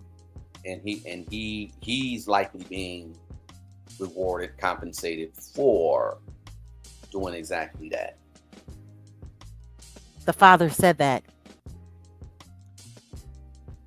We went to black lawyers and they all turned us down and said, if we want to win, we need to go to a white lawyer. They was told that by their own people. Which is why when I heard the name Jasmine Crocker come up, and I'm just like, please, Jasmine Crocker shit. Jasmine Crock shit. Ugh. That's what Dr. Randy calls. Yeah, set up. Yeah, I just think there's going to be a retrial. There's got to be a retrial. She's just number one. Jasmine ain't nothing but the hood version of Candace Owens. Number two, a hood Candace Owens. Wow. Number two, there has to be a retrial. There's too much conflict of interest. And if people are going to get up in arms about anything, and if they're going to protest about anything, they need to be protesting about him getting a new trial. Forget an appeal. He needs a new trial with a real jury of his peers, with a judge that does not have personal or political bias, with a DA. And see, we didn't even get into that side of the game. See, there's a whole lot to unpack with this case, because you mentioned the jury. I heard they got rid of 3 black female educators because the excuse was, oh, they're educators, but they allowed 1 or 2 white female educators to stay on board. What sense does that make? If the person is black or white, if they're educators and you guys dismiss them because they're educated, y'all dismissed them for race. Y'all dismissed them because the black woman would have empathy versus, and replace them with older, out of touch Indian and Asian counterparts who have nothing in common with that boy, his family, or what he's going through. They made sure that jury was out of touch. They made sure of it. 3 hours on a red rum case? 3 hours? I think the jury took longer to convict Diddy of the Mann Act than it did this situation. And nobody asked any real questions. Nobody.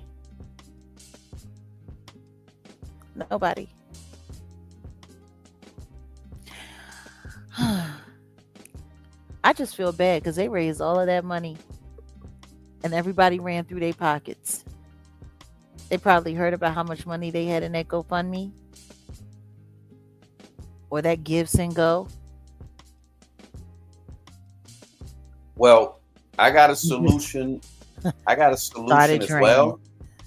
And here's another solution that I got. What we're going to do is, once we get everything going and set up, and then unfortunately we can't raise the money like we want to for cruelty free, but I mean, in due time, What do you But mean? We're going to raise that money. I know It's I going to said it. come. It's going to come. I know I said in due time. I said because what I would do right now I'm thinking about becoming a is part-time racist. I hear well, racists make good money. Racists can raise all kind of money. All I have to do is dress up like a white woman, like oh no, just get you an AI. All you got to Like do is get the Drewski, AI thing and be a white person on the AI side of the game, dress up like a and white woman, and then talk a bunch of cash money crap on some black people, yeah, and spill pure hatred. And all I got to do is put it up, and then tell them, and tell them that um I'm about to be arrested for spitting in a black baby's face at the grocer. Man, I wow, do that dressed up as a white woman. wow, Yeah, yeah, I spit in that baby's face because he licked his lip at my bananas. wow, that's wrong. Yeah, that's all I gotta say. I say that dressed up in the white face. I should be able to give me a good 250,000, $300,000 in less than a week. Yeah, you know, and that's unfortunately that's the type of response, and that's the type of You think I could get a million, feedback. Ebony? That's not a million. I think that's 100. That's she put 100K. That's 100,000. Oh, 100K. Oh, 100K, 100,000. Yeah, no. What I wait, would don't. do, Aisel said, don't do that, Jack. the first thing I would do, but I would do it like low key. Um, I'm glad that I, been to different rooms and met with different people because knowing who's who when it really comes down to like attorneys and people like that put in work. See what I'm saying? So I would just have a Rolodex of different attorneys for different cases, business, fraud, entertainment, even freaking cars. Like I would literally try to link the right people up with the right attorneys that have because for the most, especially in California, a lot of these attorneys have been bought off, and that's just the reality of things. Can I Looking tell at you what I was told? what's that? The stupidest thing in the world to do is to hire a lawyer in LA if you're not working with the bad guys. Right? If you are an honest person and you're looking for real justice in LA, find a lawyer that can practice in Los Angeles that's not there. Yeah, just get you an attorney that's in in a different part of the state. This is a big state, but that's what I would do. I would get a bunch of attorneys that are really with it and that are really willing to just put in the work. And then let's just say the situation happened right here. I would have a Rolodex, so I would just have connections with different people and say, yeah, okay, I'm gonna link in with this person. I'm gonna link in with that person. Like I've made good friends with like federal judges, people that do federal court cases and stuff. Trust me, I'm gonna start putting in this work. There's a lot of things that are going on YouTube and people being stalked and stuff like that. Yeah, all that stuff is gonna end. But I'm not gonna say too much. All I'm saying is I'm already behind the scenes, like laying that out, but I'm probably 2% in. You know what I'm saying? Like, there's a lot more work that we can do because this situation with them, the money is one thing, but having the right representation, that's a different situation. You can have the money all day long, all you want. By the way, salute to G from the Bay. Appreciate you. No, but seriously, you can have all the money that you want. If they send you a lawyer to eat that cash up, you can't get that cash back. And lawyers don't give refunds. Oh no, not at all. They'll do that to you. They will send you the wrong lawyer or the right lawyer for their agenda, eat up all your cash, and make sure you can't get another attorney. Yo, they wild out here. Yeah. It's wild out here. But that's what I was told about LA. Don't you even think about trying to get a lawyer Yeah. in LA because all of the lawyers that work for all of the crooked high power law firms, they bully the shit out of the other guys. I don't know little ones. And Yeah. they're friends with all of the judges, all of the clerks, Mm-hmm. and they slide that extra money. I'm gonna tell you something. Cold game. It's a cold. Listen to me. You better put on a parka, baby.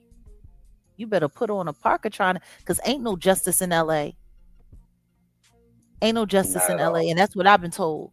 That's what I've been told. You go to the courthouse, you be better off. They wonder why so many people try to solve their problems in the street because they already know they're going to get screwed at the courthouse. It's crazy. But yeah, yeah. Honey, destroy your case. File your paperwork in Spanish. Mess you up. Yeah. I hired a black lawyer one time. I'll never forget. And I thought he was recommended to me the whole 9 yards. And I was, my brother, nigga, tore up my whole case, got my case dismissed. I lost my restraining order, filed my paperwork in Spanish. He did everything. He did everything but go to the judge's chambers and lay a big old doo doo on his desk. Come to find out later, he was sent to mess that up and burn me out of 10K. Like there should be a law that if your lawyer screws you over, they have to give you back every dollar Yeah, they that you should. paid them. They should. There should be a law that says if your lawyer doesn't do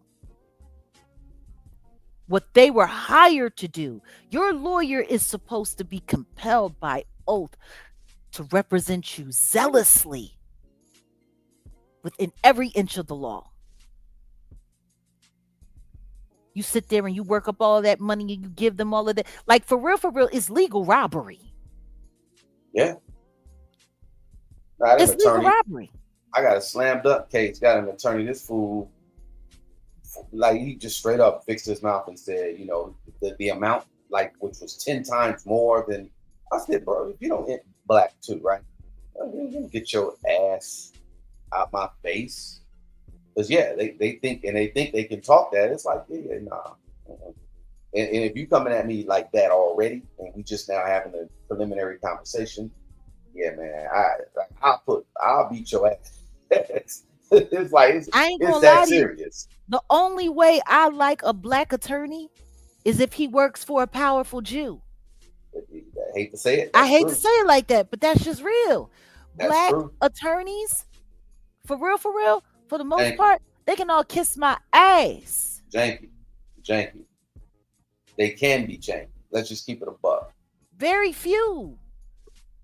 I'd say of all the black attorneys that you can get in the United States, I'd say 15% of them are going to be impeccable.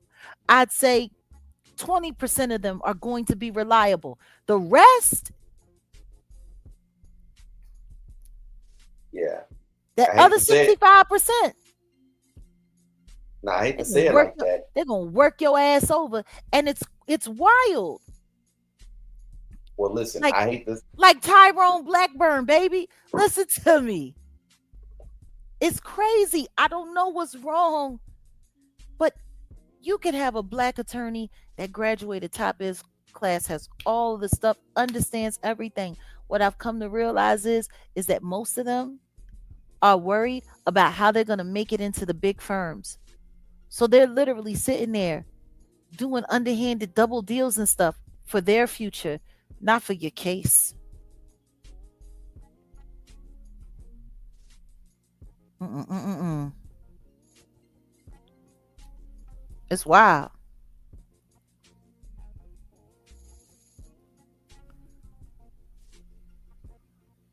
I'm sorry. I'm sitting here having flashbacks. I think Um, I've wasted like $150,000 trying to use black attorneys. $150,000 I lost, and it's sad. It's sad. The most reliable lawyers that I've ever worked with were Jewish women Yeah, well, that's and one Jewish man who was my entertainment attorney, Bert Fidel. That was it. that, and well, this is what I was about to say because you kept, going. I was going to say exactly that. Look, when certain individuals are, let me just say it like this: most sectors, like let's just say, I'm not sounding racist, but let's just say 7-Elevens. Who's going to corner the market when it comes to 7-Elevens?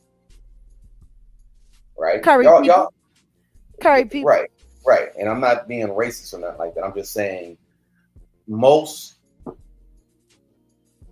jobs, most places, they're going to have a place. They're going to have they're going to corner a market with a particular either race, family. It's normally race or ethnicity or people from a certain country. Now, when it came down to the police departments Oh in Lord. in the early 30s or just not even before that, but I'm gonna just say on the East Coast, Polish people, Irish people, they were not considered black. I mean, not considered white. They got dogged out just like black people. But then when police departments began to expand and they needed to bring in more others, they were not going to open up the doors for blacks. They said, okay, let's go get the Polish. Got the Polacks, got the Germans, got the, not Germans, but the Polacks and who else? I forget who else. Pretty much corner the market when it comes to police departments on the East Coast. They pretty much brought those people in, but it was like, yeah, you gotta bash the head of these black people, and they did, and then now they're considered white. Same thing with the Italians. The Italians, um, you know, a lot of them cornered the market when it came to firemen, fire departments, etc. Um, when it came to law houses, Jews were not considered white. They allowed a lot of these Jews to come in, and it's like, okay, you got to keep up with the system of racism, though. Don't be trying to be fair and all that, And this is just from what I read and what I see with people in my day to day real life. So you do have a Welcome to lot the of family, Jews. Judah. You have a lot of Jews who have cornered the market when it came to judge, law firms, etc. You get what I'm saying? That's just the reality of things. You know what I'm saying? And I'm not making nothing up. I'm not being emotional about it. That's just the reality of America. I've seen it in LAPD out here in LAPD at Los Angeles, man, where um, they had a lot of, and I guess they've got this. They've actually repealed this. You had a lot of these dreamers, these quote unquote anchor babies. Parents were illegal, and they came to the United States with with the child or whatever, right? So a lot of these kids anchor. They're called dreamers. They applied to be police officers, and they had to repeal that recently because you had a lot of Mexicans, and you got the Mexicans who were Mexican American born here. They flooded LAPD. You know what I'm saying? That's why LA is like, man. I mean, I can do a whole my whole other channel could just be dedicated to the corruption of crooked cops and uh, gangs in the sheriff's department, stuff like that. And it's a lot of it In times Texas, you it's got a tied lot of to Mexicans that work in the jail system. Oddly uh, enough, most of them are related to cartel people. there you go. Same thing in LA. That's what I was about to say. A lot of them are tied to La MA, Mexican Mafia, all that. And the Mexican Mafia and the Mm. Aryan Nation, they all work together and they work against black progression. It's still the same play. Anyway, Our uh, people you know, get inside those systems and they spend more time trying to figure out how to survive so they can collect their pension. they got to capitulate. They got to. They gotta You, they gotta bow down. you ain't finna come Gotta over bow there down. and bring your cousins in. It ain't like it don't work like that. Not at all. Not unless your cousins like arresting their own neighbors. So yeah, Anybody else like them? that's justice in America for y'all. If y'all really don't know.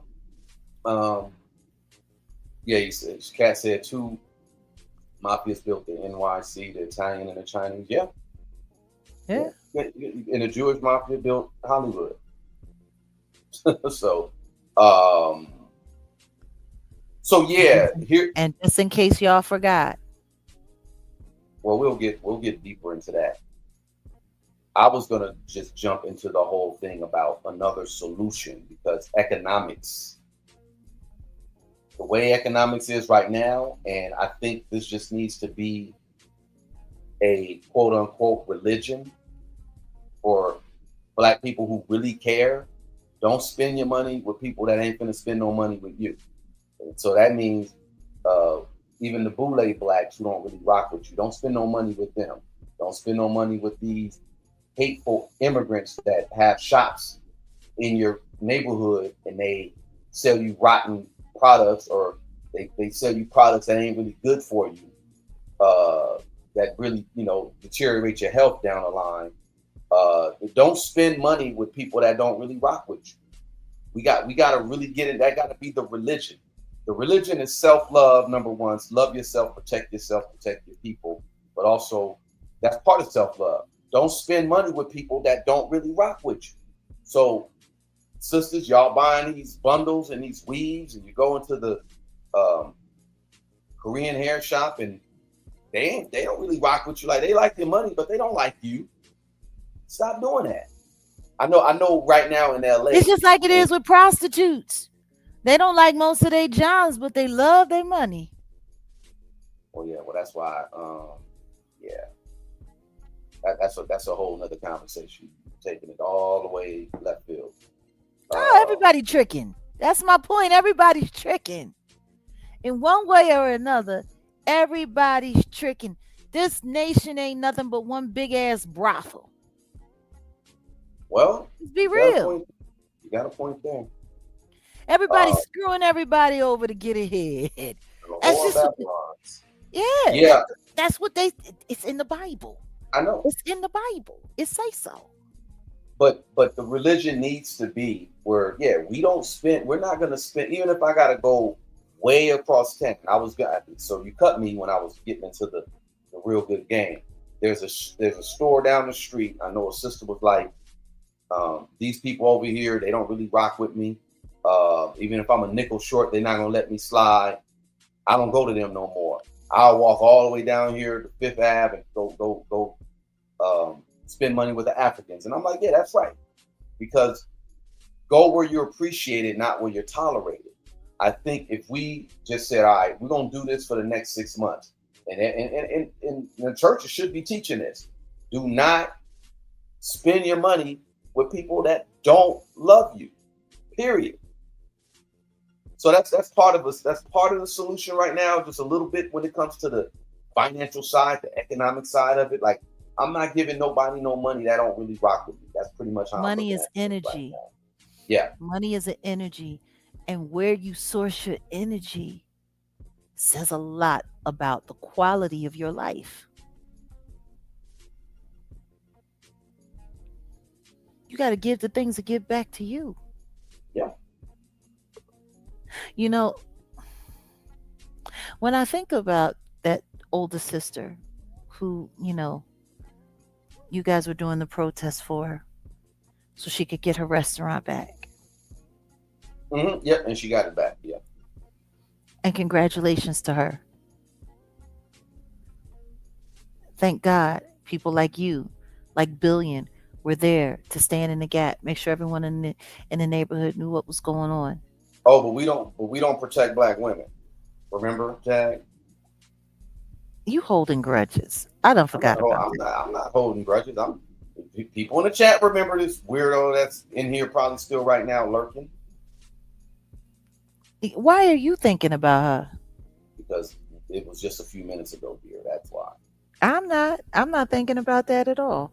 My point is, thank God for that moment.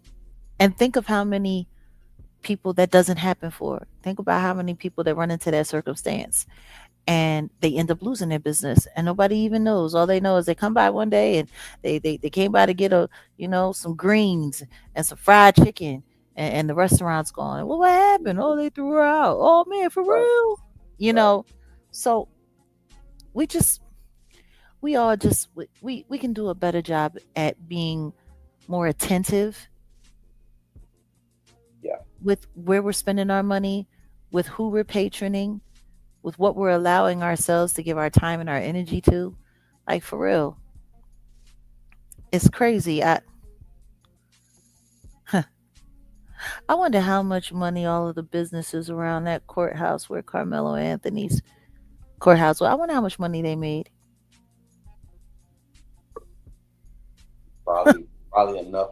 And you don't it's like Christmas. A lot of businesses don't make the bulk of their money until around Christmas.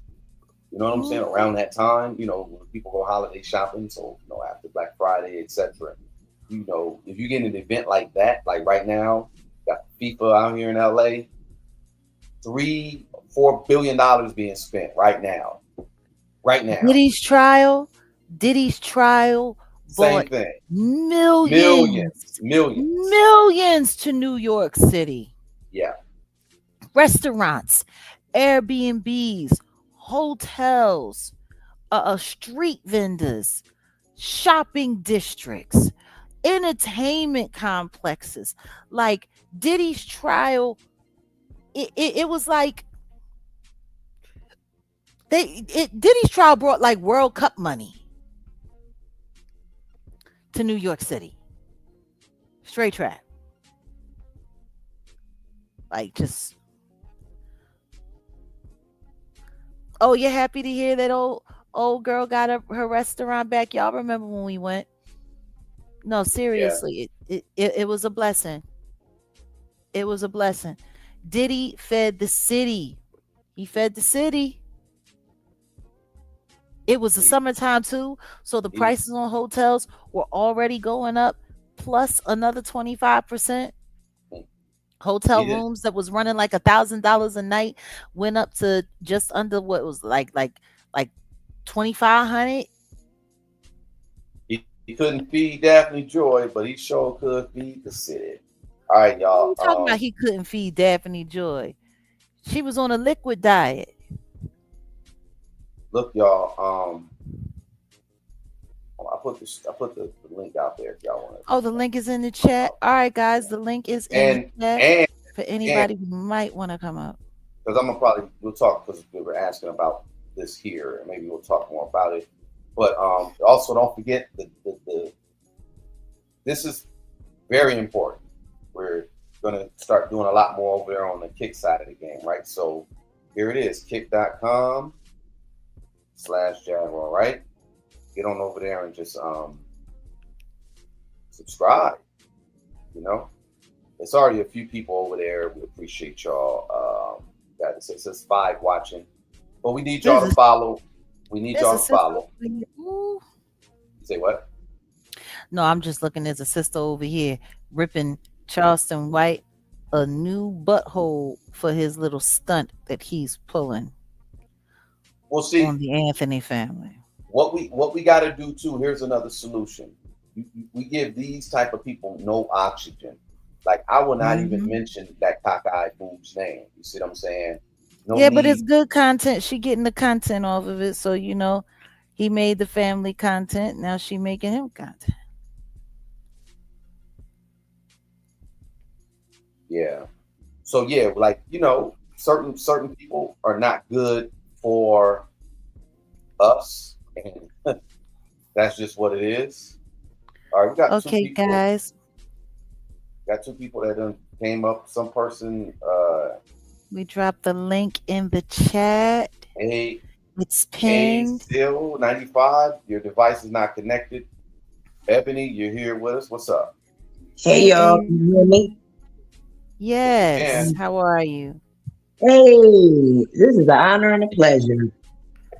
Oh, fabulous. Salute. How are you tonight? I'm blessed. I have no complaints never, so wouldn't know no way. I've been following you for many years, and I'd like to give you your flowers because you so deserve them. I feel so connected to you because you're a Philly person and you're a woman. We're both black women, and I've Yeah. been like attacked before, so trust me. Yeah. And I'm willing. I'm here in Philadelphia. I'm currently in North Philly, but I'm from down about in West Philly. But I like Okay. it where I'm at. And I'm always out walking around, talking to the young folks, checking the old niggas, stuff like that, and making space. They want help. They want help, but they don't trust Yeah. these folks. And I wouldn't either, Yeah. you know. Sometimes So I wonder what my hometown is looking like, and I say a prayer for it, but in all honesty, I had to leave because it was just breaking my heart because I saw what they was doing. I saw what they had planned for the city, and yeah, who, who, and I call myself Courage the Cunning Cat. Because it's like I've seen so much my whole life, and it's like I was told to like go sit down and stuff like that. Like the shit I would see would be so ridiculous they wouldn't even believe me. And after a while, I was just like mute, And if yeah, anything I spoke is so powerful, they shut me up. And that time is over there. It's rumbling here in Philadelphia. I lived in Germantown a few years ago. I'm not going to weigh y'all everything up, but I want to get finished with this. A few mhm, years ago, I lived in Germantown. I had a condo, me and my kids. And when that storm hit, I hadn't seen a storm like that since like many years ago. My grandmother was alive. And she would tell yeah, me, like, when the storm hit like that, mama is talking. And, my mother's not here anymore. None of my mothers. And I'm an only girl through three generations. Like, thank God I wasn't molested or anything. And I know I'm God destined to bless. be right where I'm at because of it. And I'm going to Yeah, use this power today I die to help my people because don't nobody help us but us. And our people got to really get that through their head. You know what I yeah, mean? especially So, up there in Philadelphia. But what? can I give you just a word of advice, Sister Ebony? Yes. If it ever gets to the point where you feel like that city is about to take your life, leave with your life Oh, and you pray don't. for them. Oh, that's what I'm gonna leave you with. You understand what I'm saying? My I father do. taught me a lot. He changed the city. People don't know my father. My father's name is Zeke, and he stopped gang violence in Philadelphia, and he wrote a play that really put a bird's eye view on gang violence, the real organization. He started organization of gang in Philadelphia. So I know who I Mhm. am now, and I see how much of a target I am. And my destiny made me a loner. And I'm going to stand on it responsibly and respectfully, especially to protect the loved ones who've been trying to protect me for so long. So, Amen. I walk small, I walk silent, but I walk powerful, trust me. And I'm gonna stay like this. People don't notice me because I half dress. Some people Ashe. walk past me and think I'm a crazy woman, and I like it just like that, you know. And Mhm. but just always know I'm a bird away. There I it know is. some people that know you, and we all talked, and I spoke with Omar Tyree and his best friend. I can't remember his name, but he's a nice guy, a dreadhead. But he's a nice guy nonetheless. But they all had nice things to say about you and stuff like that from the Black Butterfly. And did I say it correctly? The Black Butterfly? The black lily. The Black Lady. That's Mhm. yeah, they speak so highly of you. So, and Well, send he my said, oh my love. God. Yes, he said, Jag will love your daughter. I have a daughter. She's 24. She's been singing. Her daycare called me once, like, your daughter knows how to sing. I'm like, I said, yes, I do. I do. And I always guarded her, and she always, Mom, you won't put me out there. I said, I will not, No. ever, No. ever. Much as And I she hate to say it, resented me. She resented me. that's no, and guess what? I can understand why. Because I resented And my the dad for people, trying to keep me from it. But they, you know they what? took her I away. learned the hard way. I no, but I learned the hard way, and that's why I stand where I stand and I share what I share because I want these kids to hear the truth about what it is that they're looking to get into. They should know the truth I sent her your instead of stuff looking all the superficial. time. I make sure she watches stuff. Oh, cause she's down Georgia now with one of my Okay. brother's baby moms. My niece passed away. She's with her mom, so they comforting each other right now, which is a good thing, a great thing. Good. My mother raised her. You know what I mean? But on the flip side, since she was a baby, she said she always wanted to live down south and raise cattle and stuff like that. And it's just no coincidence. After she completes college, she moves right there, like because she's so mad at me. She finished college. She's teaching. She got a beauty by beer. She got all that going on for herself, but she's still pretty mad at me about it. I'm But gonna I'm pray. I'm gonna pray that that misunderstanding turns into understanding between the two of you because all you were please trying to pray do for me. was protect her life. Please pray for me, Jay. You're making me Will do. emotional because she just see the glitz and I said they just trying to put lights in your face I understand. and they put me down and make me and they put on much lipstick and they try to make and it's scary to me because she looked like Beyonce and everybody wants to look like my daughter. I'm fucking not crazy. You I, understand that? no, I know. I get it. I'm not crazy And we're and just people see me. gonna keep praying for her. And we're gonna keep praying that she gets to use her gift in a way that won't bring cruelty and slavery into her life because that's what it is. I wish you could talk to my brother because he's been working on a building. It's called Our Art on Lancaster Avenue, and Okay. he's been getting a lot of course, political pushback because they blackballed my father because allegedly he ran down the street. That's just an alleged, and it Well, was about my do yourself father. a favor. Do yourself a favor. Look out for that building and make sure you have the insurance. Oh, See that's that? been covered. We've been covered, but it's just the pushback. But the pushback is weak now. No, I know. Mm, I know. It's so I know. very weak. So And now a lot of that has to do with the Rock Nation influence because of oh Meek Mills and all of that stuff there. I'm gonna just say we had a visit by a friend of a friend one night at our Okay. playhouse, and I was confused. I'm gonna just leave you with that. Got you. And the words of my mother who's gone. What do you want? And Hmm. his mouth was bound. I said, I share y'all. ain't getting nothing else. Y'all not getting nothing else. And you can see I on stage. Don't you play with my mama. My mama did a lot to get where we at. My mother did a lot to get us here. It wasn't Yeah. all pretty, and that's all they get involved. That's all they get hypnotized with is the pretty. Thank you for taking my call. I love you guys so much. Anything you need from me, I'm here, and I'm. You can touch me anytime, any way you need to use me. I don't know, but I'm a endless amount of resources. God's going to figure that part out. But thank you for letting us know that you're here. Just leave it Appreciate you, open. Ebony. Don't bound it to one thing. Just leave it open. That's how they always Indeed. get us. Indeed. All right. I'm gonna leave y'all with that. I pray for y'all. Pray for me. Peace, sister. Will do. Peace. Appreciate you. Oh, welcome. Oh, that was Ebony, y'all. We got Aisel in the Yeah. backdrop. Let me let that was I got it. I got you. Hazel 95. We got you. Welcome. Yes, sir. Hey, what's up, Jack? What's What's up, going on, AJ? brother? What's Not going on? much, not much. I'm sure y'all familiar with me, being on your page for quite a while now. Yeah, we see you Basically. in the chat. Yeah. I usually have a different picture than this one. This one here just comes from my email when I signed through screening. But Yeah, the yeah. other one, yeah, exactly. But it's still the same person, ASO 95.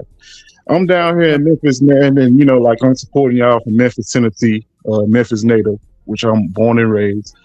Another black That's what's city, up. though, but not a black city that we control like Odell, where you from. Y'all have the same problem, but we just not seeing the problem y'all seeing in LA about like the job wise, race wise, and everything. And down south, the reason why they call things more slow for us is because we have yet to see what northerners to see, like the Midwest and like people from Chicago or people from Philadelphia or people from New York or something like that. And once they hit down here in the 2020s, we like, damn, this is how the other race of people get down. You Yeah. know, like basically. So we just not catching on as black people from the South. You know, like basically. Yeah. From Mississippi, Alabama, and all this other stuff. And I really do appreciate you, brother, for just saying and putting it out there. Don't spend your money where people doesn't where they tolerate you and hate you and your people and everything, you know, off of white supremacy. Because it is white supremacy that these foreigners and these illegal immigrants, you know, like go by. You know, 9 times out of 10, they going by the winning side. And they think white people can give them houses and business and $200,000 business loan, where we Yeah. can't offer nothing to foreigners, which they will basically listen to them more than decide with us, even though we're the people that's suffering here. Not to make things about race, it ain't all the race of people. I understand that. I'm not trying to say that like basically it's a race, but at the It same is time, what it is, brother Aisel, and you ain't got to apologize for that. yeah, I'm unapologetic. You know, like I know some good people in our race of people, but at the same time, I'm not gonna cape or you know, like basically hold my tongue and everything. I said what I said. I meant what I said. So you know, like basically, if anybody take it personal, that's on y'all. You know, but self preservation come first, and we got to know as a people. You know, owning land. You know, like basically where we can control the jurisdiction. You know, like the system of you know the courtroom, the system of the jurisdiction of the government body, the with the police, the sheriff departments. We got to get back to those days to the point that we own the land and actually own the city where we can have accountability and have something that's for our people and not against our people. That speak on us, for us and not against us, not about us in a way that they giving us a false image on the media. But we do have niggas amongst our community, and I'm not going to deny it because we should held our people accountable too for getting indulging into this foolishness in this country, what they promote from these like rappers who get these children lost, who mess their minds up, you know, from rap lyrics and it's make believe, and everybody want to fit in. Everybody want to be a part of the in crowd. I'm 30 years old, born in 1995. I'm from South Memphis, but I'm not of my community. I'm not. I don't got to be like South Memphis. I ain't got to be gutter gutter. I ain't got to be like Yo Gotti. I ain't got to be like Zed Zilla. I ain't got to be like Finesse 2 Time or none of them niggas. You know what I'm saying? I ain't of We that. already got them. We need more people to celebrate their individuality and their individual stance. We don't need more followers. We need more leaders. Yes, we need more of that. We need more builders. We need more producers. We don't need no more like as far as entertainment, it's cool, but I think we spread our wings too thin with entertainment. We can do entertainment at the same time we got to build while we doing it. Y'all You know, have we got to Elon Musk in your backyard. say You that have again. Elon, you have Elon Musk in your backyard building data centers and bringing robots to town and looking to suck up all of your resources. You're Right, absolutely right. You're exactly. the This focus is of just entertainment is way too small. Yeah, exactly. And we need to do more like getting land, like stay on high alert, like brother the one B was saying, you know, like basically we need to Mhm. be on alert, you know, like basically. And I listened to the one B too, you know, like he was a very good brother. I know he was on one of y'all shows like 2 weeks ago, I think, you know, Mhm. like, basically. And he's very Yeah. knowledgeable and you know, love to hear from him. And you know, like as a California native, I always respect a guy like him who I can learn from and you know, like other people from their side though. But you know, I had no idea. Odell, I had no idea that like basically in LA, it was just much of a race war like that, like black and Oh the yeah. Hispanics and everything. I never knew that was brand new to me. You know, like basically, I never knew black folks house get firebombed like that. I never knew Yep. that. Black folks I got knew, their house firebombed in the projects over here, not too far downtown LA, years back, and it was just like, hey, whatever, business as usual. There was no. Finally, we got like federal investigation on it. The gang, I forgot the name of the gang, but they pretty much got up out of there. And the yeah, Cronuga. I heard it was the Cronuga Park boys. You know, like those people. The Cronuga no, it was Park. not Canoga Park. Well, maybe that's a different incident, but I know it was some hacienda. I think it was something about hacienda. I know what a projects is, and it's not. It's a predominantly Hispanic project, and Yeah. yeah, they did what they did, and hey, it was on film, all that shit, man. Yeah, But no, we always been turning up. It's just that you probably ain't gonna hear too much. Like, I know real ones. Like I remember, I ain't even say it on, but I'm just saying we be putting it down. I'll just say it like that. We put it down. We don't play with these punks out here. But it's less and less of us out this way, and that's why our numbers. But they're systematically doing that too. Our numbers are dwindling because of less economic opportunity as well. They're doing that purposely. They're trying to drive us out. Mm-hmm. And for you, Jack, was like that for Philadelphia when Trump came and purchased parts of your city, like for Oh Manhattan? You man, know, listen to me. It was like that when Trump came, and I got into a fight with one of his real estate companies before I left the city, Tower Realty. They were trying to screw us all over. They tried to rob all of us who moved into a certain set of townhouses. And instead, because my aunt was the deputy sheriff for the Philadelphia County, I knew the law. So I went and I got the health inspector to come and inspect everything. Come to find out, none of our utilities were even registered with the city. We were technically all stealing our utilities. whoa, They didn't do they didn't do anything correctly. We had cement in the toilet barrels, so like toilets were clogging up, creating all kind of waste. Like it was awful. And it was his son-in-law, Jared Kushner, who was, overseeing that whole project in Philadelphia. Oh my God, it was awful. Tower Realty did a terrible thing. And yeah, so I brought in the health department and they had 28 days to either fix everything or they had to refund every last one of us. I ended up making them with that move that I pulled, rather than yeah, us having to get lawyers, they needed to get lawyers for the city, and we cost them $1.7 million because everybody had to get refunded, and they had to shut down all of those houses and start and get new permits, actual real permits all over again. Like it was crazy. In Northern Liberties, that was one of the last big things that I did in Philadelphia before I left, when it came to like real estate and dealing with, citizen issues, which is why I would always tell people my issues with Donald Trump, they have nothing to do with him politically. They have more to do with what he did to my city and what I actually had to go through with one of his companies. Um, but yeah, no, it was a mess. But it wasn't just him. Jay Z came to town and bought up a bunch of real estate on behalf of Warren Buffett. whoa. So But the city Warren sold Buffett it is a to part of him. the same party. Warren Buffett was pimp daddy for Mr. Jiggerman for many years. He was using him Ooh, as a shell corporation to buy stuff so that he would be able to get like certain permits as a black business owner using Warren Buffett's very white money. Yeah, there's a lot of stuff that was going on. So man, there's that a is lot so that I don't deep. talk about. So I know, you know what I mean? I know what it's like. And that's the funny thing when it comes to a lot of things that just we all deal with. Every major metropolis area is experiencing or going through their own war, their own battle. Hmm. But we all have to just persevere and keep on moving. We have a couple of people in the back, Yeah. so I'm not sure Oh, how we're going okay. to bring Uh, everyone up. But I Aisla, it's can. always a pleasure.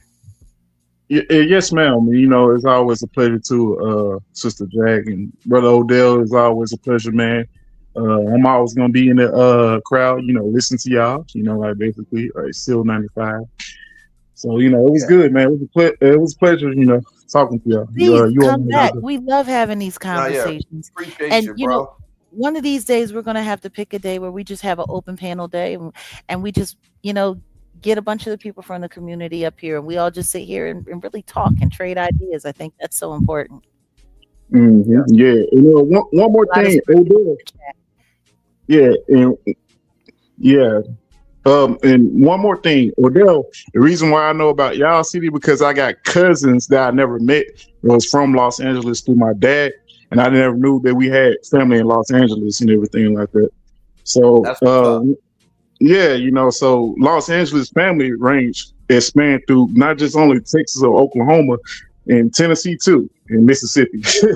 Yeah, no, no, no doubt. Now, I was just about to say, my cousin is still out there. She was, you remember my cousin, the one I got the picture with Jag when I went out there, took the picture. I was on Beale Street, so I got family out Mm-hmm. there too. So, yeah, man. Yeah, man. No, I know, I know. I haven't Memphis, is been to a beautiful Memphis city. in a minute, You and have it. I know people out Arkansas. Yeah, I used to drive through there all the time. Yeah, this city I'll had tell you, plenty of potential, but before I'm they gonna tell you redline it. that part. But I'm gonna tell you something right now. What I don't mess with are those little itty bitty vampires, mosquitoes that get in the car and tear your ankles up and will hide underneath. Oh my goodness, those mosquitoes. Tell me about Oh, it. Tell me about it. After, especially after it rains, you'll have a lot of I those know. buzzing. Oh my goodness. Yeah, no, I don't We, play around. I don't play. we close by, but I had one that stayed in the car with me as I drove all the way to Virginia. And I mean, oh God, it was terrible. Ate my ankles up. yeah, tell me about it. We close by the borderline about Mississippi, which is DeSoto County and South Haven, Mm, which is I right know. underneath Whitehaven in Memphis, where I live at, close Yeah. by Elvis Presley, around the corner from Elvis Presley house. Yeah, Yeah. I know yeah, it. I know it pretty well. All yeah. right. And Well, so you all take care. It was good talking to you. enjoy All the right, man. rest of your weekend. All right. We got Brother Jay Johnson in the house. He came up. Yeah. I add him right Hmm. now. What's up, man? How are you guys doing? What's Good, going good. on? Shout out! First of all, I'm on the stream with legends. So, shout out to Acer who just left out. But I'm from Clarksville, Mississippi, the place where Sinners was allegedly shot. They say it was shot somewhere else, but Okay. they based it off the Mississippi Delta. So I was a big part of like underground Memphis hip hop culture. Nice. Hmm. Um, Performing in front of Lachad and seeing what happened to Gangsta Boo, Lola, Yeah. all of that stuff. Yeah.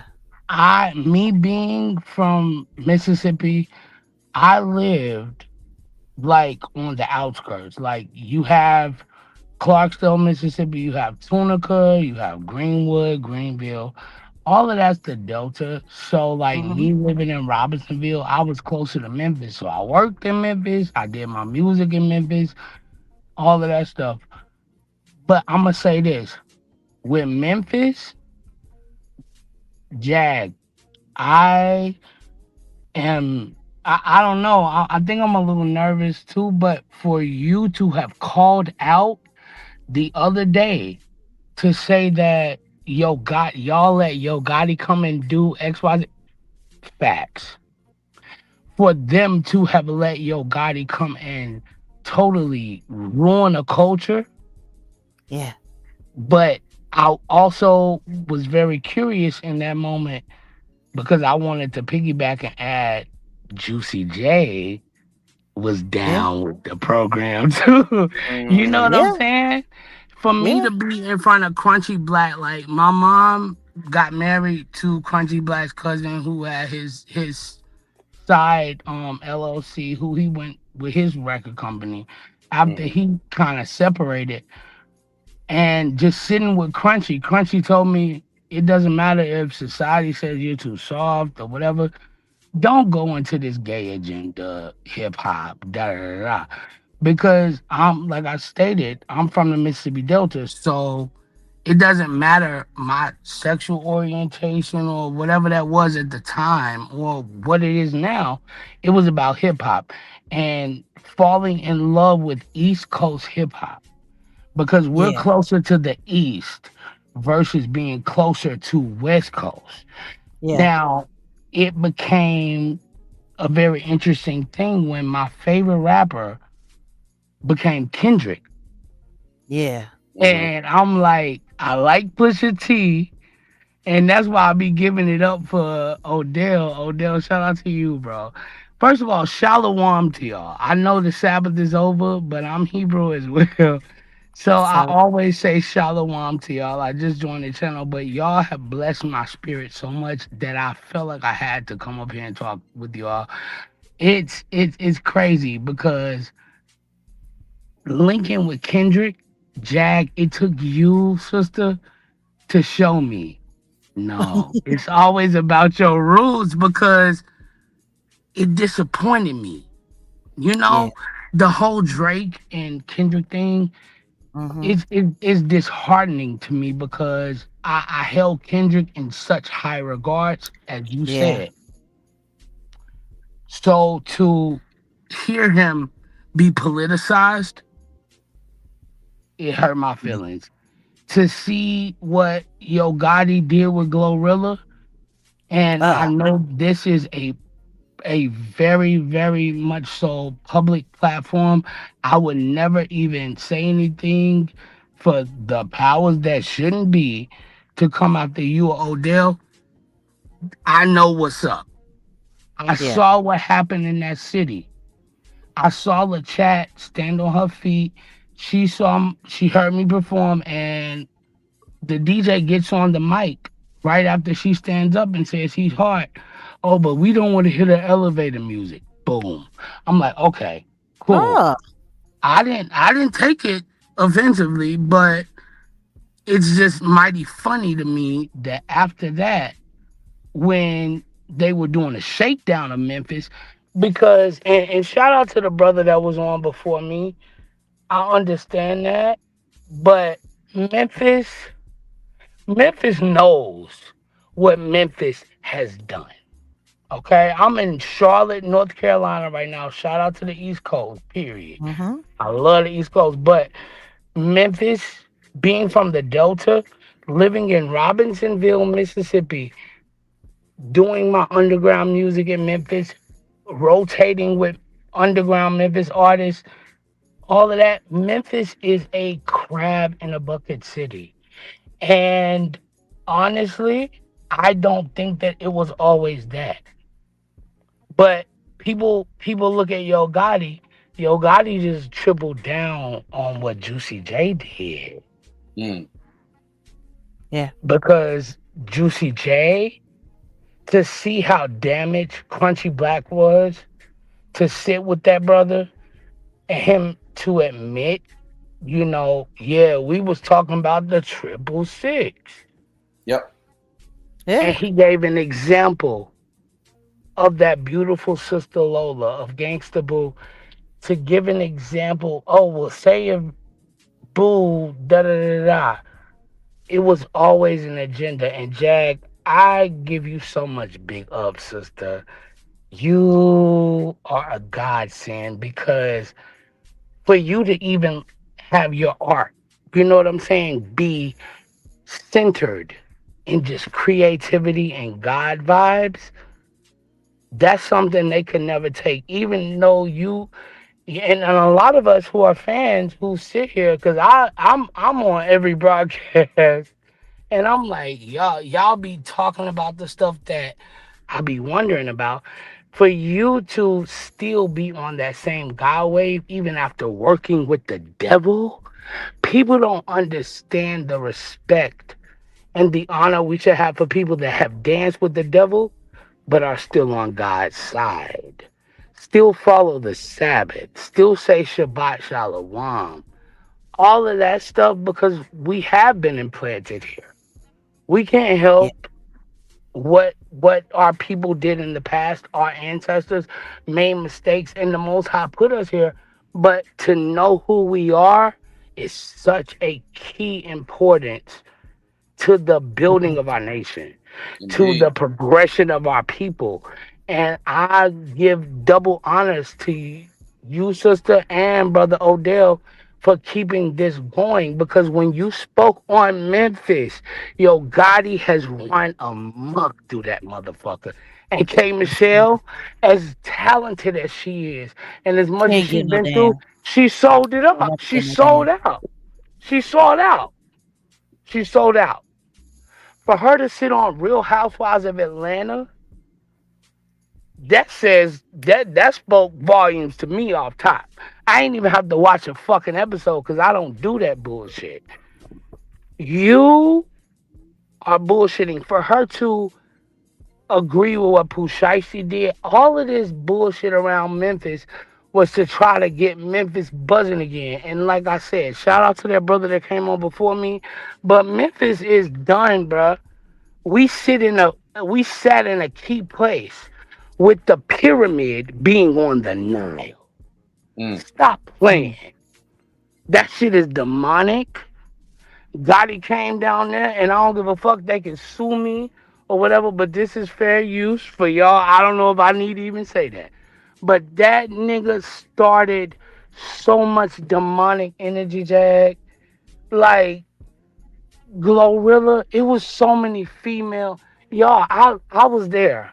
So many talented sisters in the city that were wholesome, conservative, but just spitting on the microphone, doing that nice female MCs that I would even learn from. I'm like, yo, they was like, yo, brother, you gotta slow. So we would get in the booth, but they chose the smut. Yeah. And in They Mississippi, chose the money. They yeah, chose the money. That's what they chose. The okay, smut was how they got to the money. yeah. And it's sad. Jag is so sad. And that's why I said, sister and brother Odell, I appreciate y'all because people don't even care to look at us from the Mississippi Delta, from Memphis. Yeah. We like the dirt babies. And people do not even care to look upon us when there's so much corruption going on amongst us. I'd Well, rather call y'all red clay. well, Yeah, what you gotta do is keep going. Like if you serious with the art and you really got love for it, just keep going, bro. Like don't even trip on the industry side and who's the gatekeepers.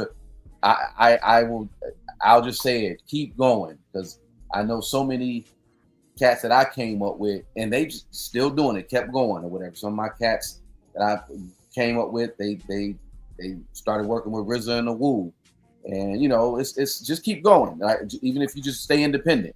The day is Um, going to come where everything is going to come together. I already know that.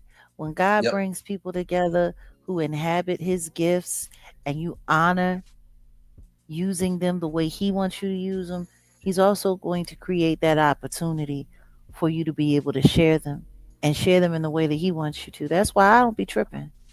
I'm yeah. just wait for my moment, wait Girl, for you my a time. legend. Listen, sis, stop.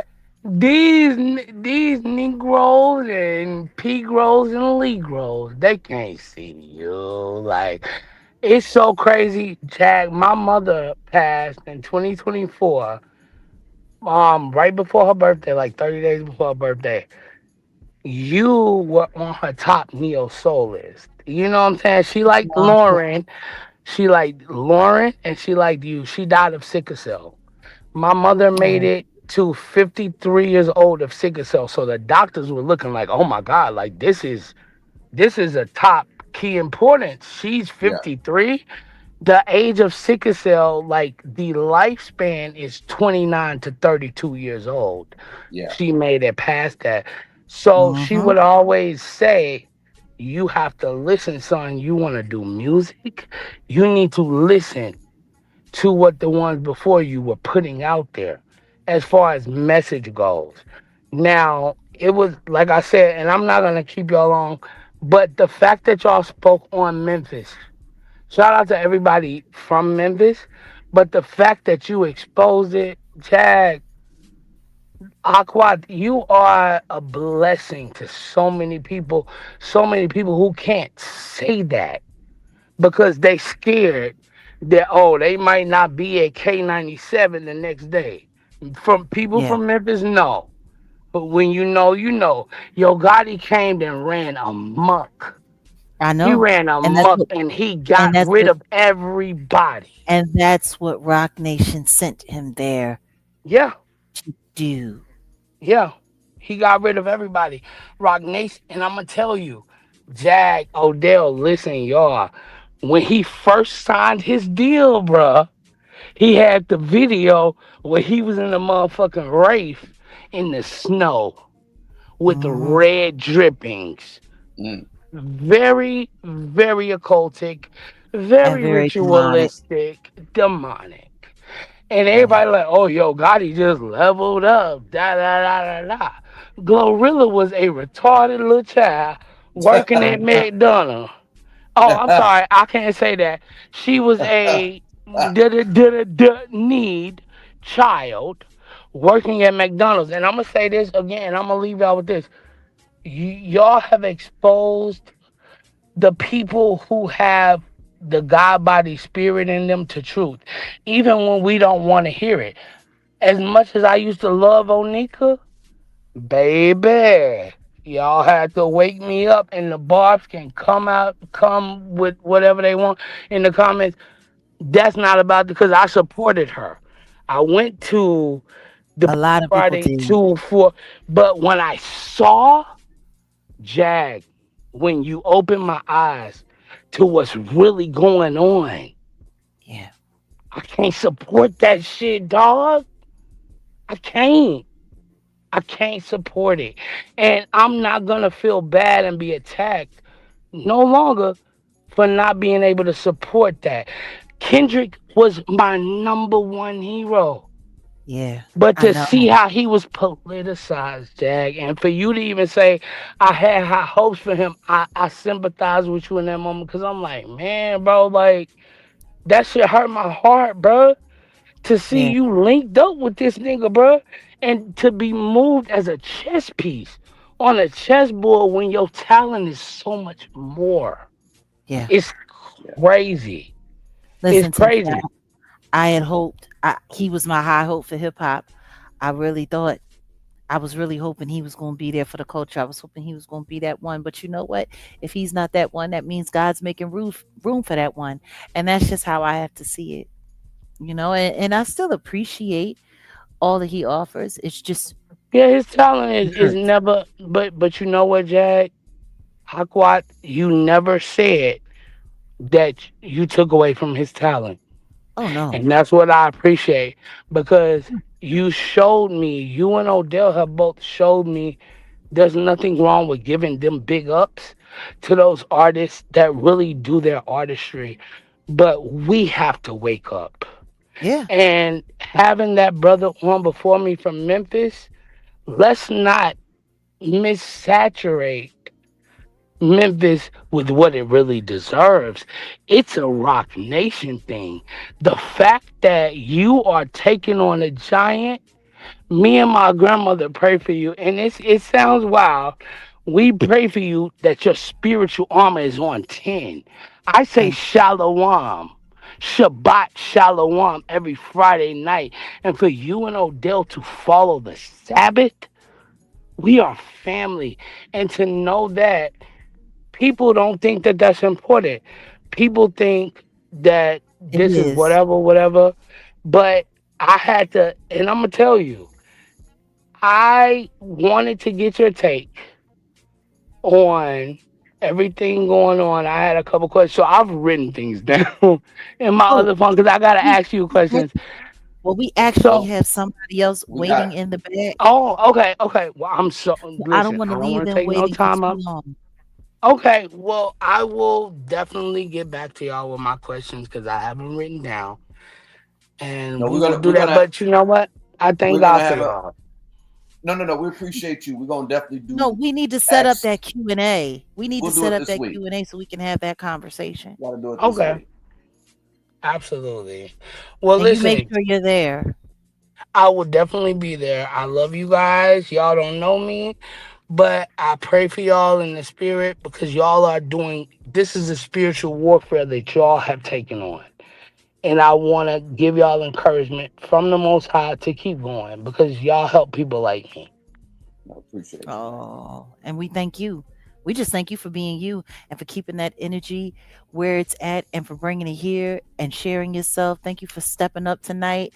We're going to get this Q&A going because we have to have this, Yeah, it's time to have some open panel discussions with our community.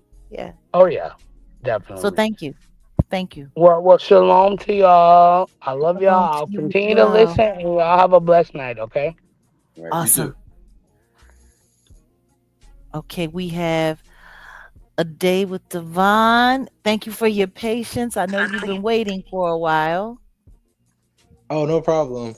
I actually was playing the game while y'all was going through the people, so no worries at It's all. all good. It's all good. Yeah. Yeah, but it's great to connect. I try to catch y'all's live when I can.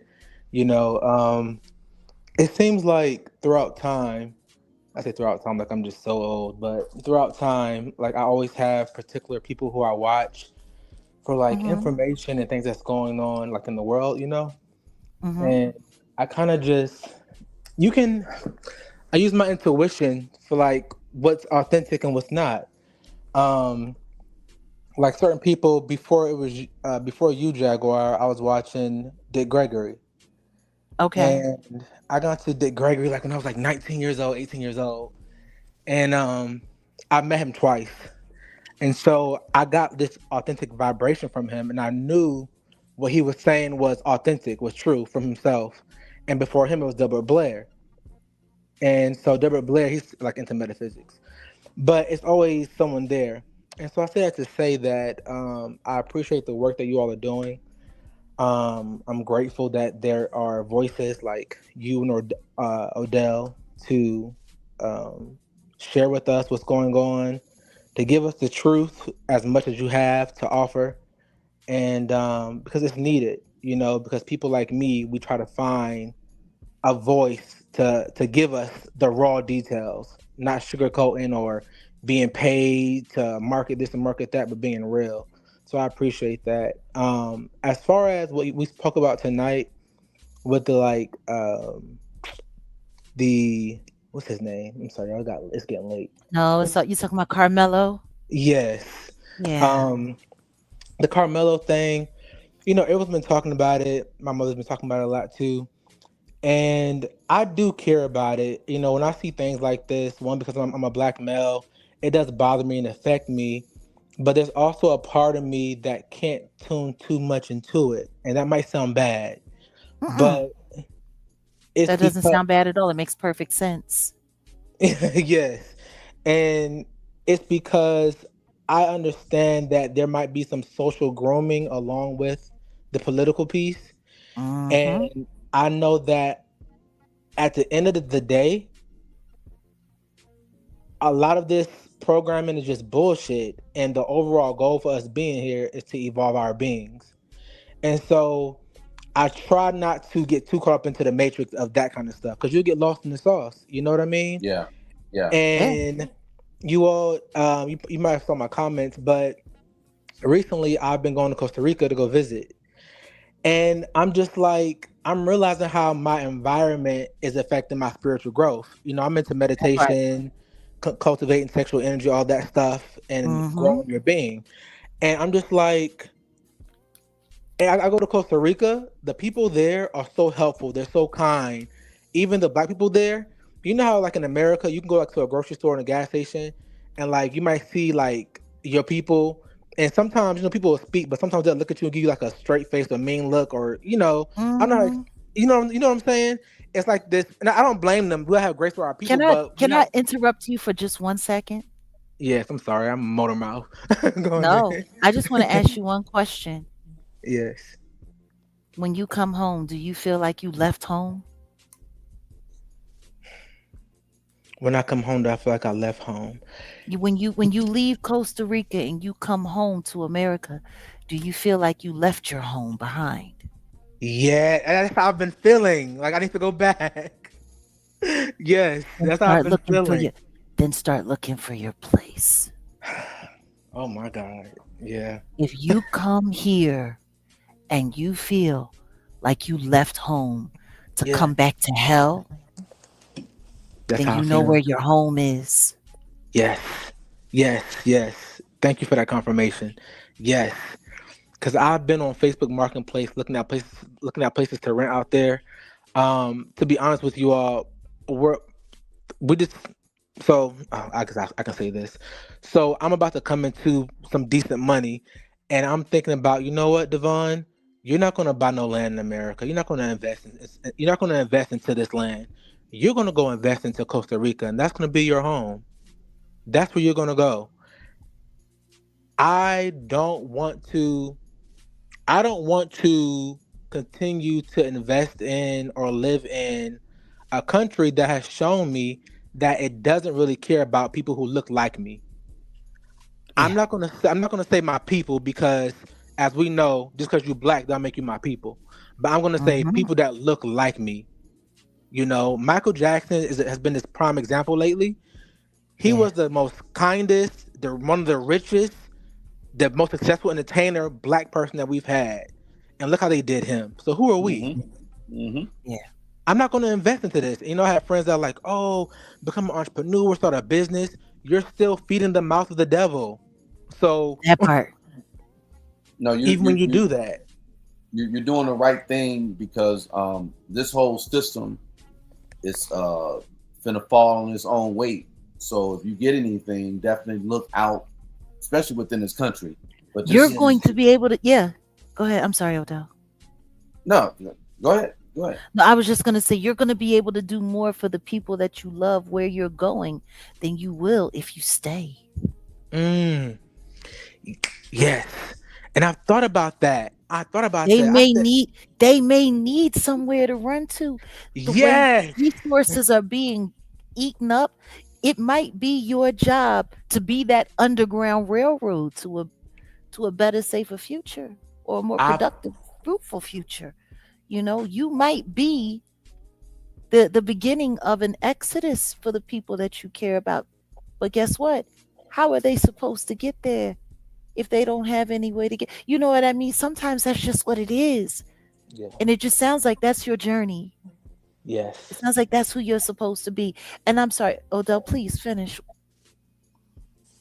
No, I again, I would say whatever you're gonna get, don't invest 100% into what's going on here because if you see what the long game is here, the AI stuff that all they're doing is creating a system for I guess the safest way to say it, you've seen Terminator, you've seen Skynet, you've seen like the surveillance state type of, I mean, and that's not a paranoid thing or saying, being, you know, it that's just a reality. Like they're Yes. giving us these toys with AI. They're giving us these, here, play with this, whoop, whoop, whoop. And then, the excuse is, okay, yeah, we need these data centers because more people need AI. The companies need AI. But the reality is it's to ramp up the surveillance.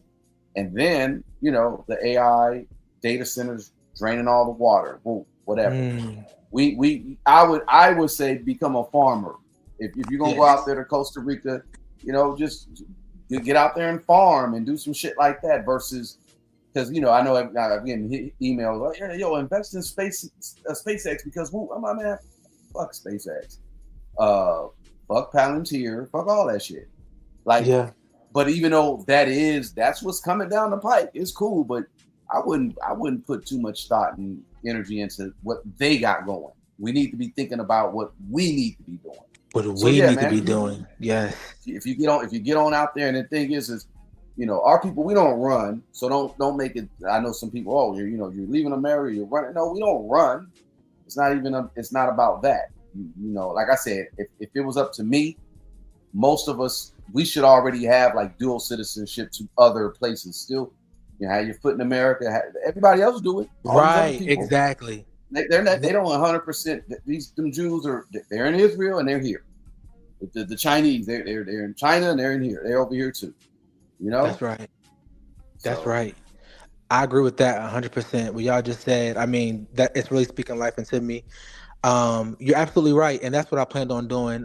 They have some pretty cheap prices for land out there. I've looked at a couple places already when I went out there. I went out there at the end of April, and I went back with my cousin in the middle of May. And I was at some spots, some vacant lands there and online. And one of my dream goals is to start a monastery because I teach like qigong and meditation. Okay. So that's one of my dream goals. To have an ashram. Yeah, something like that. Yes, yes. Yeah. Because like I was telling my grandmother the other day, my grandma lives in Brooklyn, New York, and she told me about issues she's having with her knees. And I'm like, Grandma, your knees are connected to your kidneys, so if we can get the energy of your kidneys right, your knees are going to help to recover. You know, I'm someone who I know that if you can work on the energy centers, truly you can recover the physical vessel. And so I've been teaching my mother qigong, my brother qigong, and they've been seeing the benefits, and now they're practicing it themselves. So I know that's also one of my life missions. It's just that when I'm here in the United States, I feel like I get caught up with having so much to do because of the environment and the stresses of the environment. I can't lock in Mm-hmm. to my journey. But when I go out there, in Costa Rica, they have a saying called pure Veda. Pure Veda means pure life. Mm-hmm. Out there, I can move slow. I can lock in. I can focus. I can Yeah. sunbathe. I can cultivate. I can That was the plant. same thing that Lisa Lopez used to do in the Honduras, which was why every moment she got a chance, she ran down there. Mm, Yeah. mm, I mean, do look at what Sadie did, because that's what she went to. Sadie had his little situation in Honduras. Costa Rica's right around the corner. So yeah, Mm-hmm. long as you ain't, having no nature boy freak offs, man. Just get out there and get no, busy, and just none of that. also think. You got to think um, military wise as well. You got if you're gonna buy land, you got to look at how you're gonna protect it, because don't get it twisted. Just know the history about Costa Rica. Know what happened in Nicaragua. That's around the corner. You know what I mean? Like, Mhm. be smart. Be smart about how you gonna move. Yeah, I am. I am. I'm definitely going to be mindful of how I move, mindful about sounding alarms, and just having intuition. I think I have pretty good intuition. Um, and so I'm definitely going to do that. You I've sound had like a like, pure soul. You hmm do. You always sound like a pure soul, like you're locked in. And that's the one thing that I will say that I appreciate about Odell and I. We're definitely a yin and yang in conversation. Um, and we have our wisdom, but you yes. also have your heart. And that's the most important part of everything that you're talking about. So I salute you, because the truth is there's not a lot of people in your age bracket hmm that still have the desire to just lock in to Yes. their pure self, to lock into their heart. They're so overrun with flesh and Yes. environment and just the bullshit of it all, that they forget what the really, really, really awesome stuff is. And so I'm just, yeah, man, I'm Jaguar, happy I'm going for to tell you you. something. I'm going to So tell you happy for something. you. Thank you for that. I'm going to tell you something. I wasn't going to share it, but because I don't want to toot my own horn. But I was about 2 years ago, I was working and I was in Hmm. Clayton County, Georgia, and I was coming out of CVS, and this lady stopped me. And when she stopped me, she said, "Are you here applying for a job?" And it was just so random. I'm like, "No." And she was staring at me, and some of your viewers might sound crazy or spooky or weird, but as she was staring at me, she was like, "Wow." She was like, "You're an elevated being." And I'm just like, "Okay." And so she goes, your eyes are really blue." I'm like, "Okay, she's clairvoyant." And so she goes on to tell me, she was like, "You are going to be as big as a particular celebrity." I'm not going to say. She said, "But the difference between you and them is that you're going to be here with the people." And she mentioned some other things, which is what I'm kind of talking about now, as far as like and qigong meditation stuff like that. But when you mentioned Jaguar about being like the Underground Railroad, she kind of talked along those lines. That's why I got really excited when you were speaking like that. 'Cause I said, "Oh, this is kind of Hmm. confirmation. This is what that lady was saying." I come out of CVS, and I thought about it. I'm like, she didn't stop me at random. She stopped me to give me a message. But the Hmm. last thing she said to me, she pointed to like my lower body, and she said, "Use that energy to create." And then she walked off. Yeah. And that was it. Yeah. So that's interesting. That was a messenger. Yes, for sure. For sure. I've Yeah. had that. Yes. Oh, I'm sure you have. Good God. I've had that happen. I've been sent messengers before, and I'm telling you, I just thank you. Thank you for coming up to just speak with us tonight. And I'm so glad you're the last person that came up. Oh, So we I can am. end it here. No, so we can end it here in this space. Because what you're talking is hope for the future. We don't Yes. know who's listening now, and we don't know who's going to listen in the replay gang. But I pray that the words that are coming out of your mouth and the sound of your voice will resonate in someone else's heart that might be struggling Yes. with embracing what really is. That's right. And thank you for using our space to share that. That's right. You're welcome. Thank you. Thank you. Thank you. All I right, good appreciate brother. y'all. Asheo. I say. Ah, isn't it cool talking to the little ones that are filled with so much big, beautiful energy?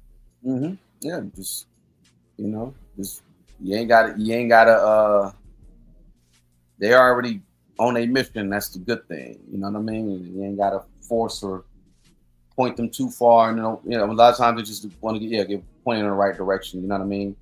And you know, I was just planting a seed as far as like if you don't make that move, definitely do it. But think militarily as well. Just Absolutely. just just got to be strategic. So yeah, and then there's sister who came up at first.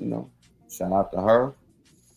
Got got a lot Sister of people Ebony. from from the East Coast and in Memphis. We have two Memphis, or at least in that area. So yeah, but yeah, we'll get more into it. See, the thing is you already know they be watching. So if I if know. if we got people that are really talking about like really making moves and stuff like that, the only thing we're gonna do is just suggest. We ain't gonna give no advice on what you should do, etc. Because I'm telling y'all, the only thing that's going to be left for anybody in this country is the technology, the surveillance, the police stuff, this police state, etc. That's it.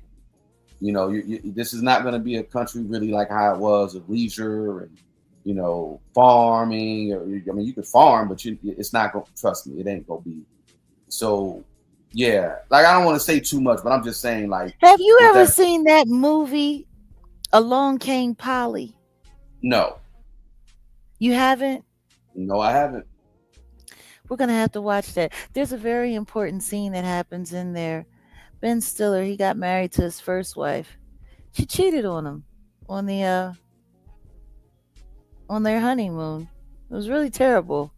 His heart was Damn, broken. that's fucked But the up. guy that she cheated on him with was like, he was their like beach life instructor. He was taking them out yachting, and he was the yoga instructor, and he would just walk around, naked, and he would walk up to people and he would just, give them a little, body bump and say boom, encouragement. Yeah. And that's all we can do. What does that? Okay, okay, okay. Body What? bumps. Yeah, just give a I little didn't say body nothing. bump. I said okay. Just give a little body bump and say boom. Like I'm just Encouragement. trying to. I was just trying to correlate what you were anyway. Yeah, Yeah. and I'm reaffirming. All we can do is just, a little encouragement. I hear what you're saying. Okay. See, you got to get on my level. You got to be here with me. Okay. All right. We get bucket naked in the spirit, and we just look at each other. Just do a little body bump, say boom, encouragement. You know? Yeah. All right. I encourage everybody to get on over to kick.com as well. You know what I mean? So Oh, we gotta have a moment of levity. We talked about some heavy stuff tonight. Man, yeah. Some of y'all in the chat wanted me to pull a sword out because I swear to Oh, God, I was gonna let it go. you really when you man, do me a favor, Sean Rita, please don't come back here. Please No, don't that's come back cool. here, Sean Rita. No, Please that's don't. I Ain't appreciate that her name? Wasn't that her name, Sean Rita? whatever something margarita, niggerita. I don't know See, I had niggers. thought we had left that behind. I thought we was in and we was good and we was all right. And then you got to go reach back into the porta potty of the night and pull out. Some shit. Yeah, we was just And sitting here, like we was at the ashram some- in Costa Rica with the sometimes you young need a. man. I was smelling fresh mangoes. Brother was over That's there what you were doing. barbecuing some No, fish. That's where we were. That's where we had gotten to. That's where the night had gotten to. And then you go and to the porta potty and pull up some shit.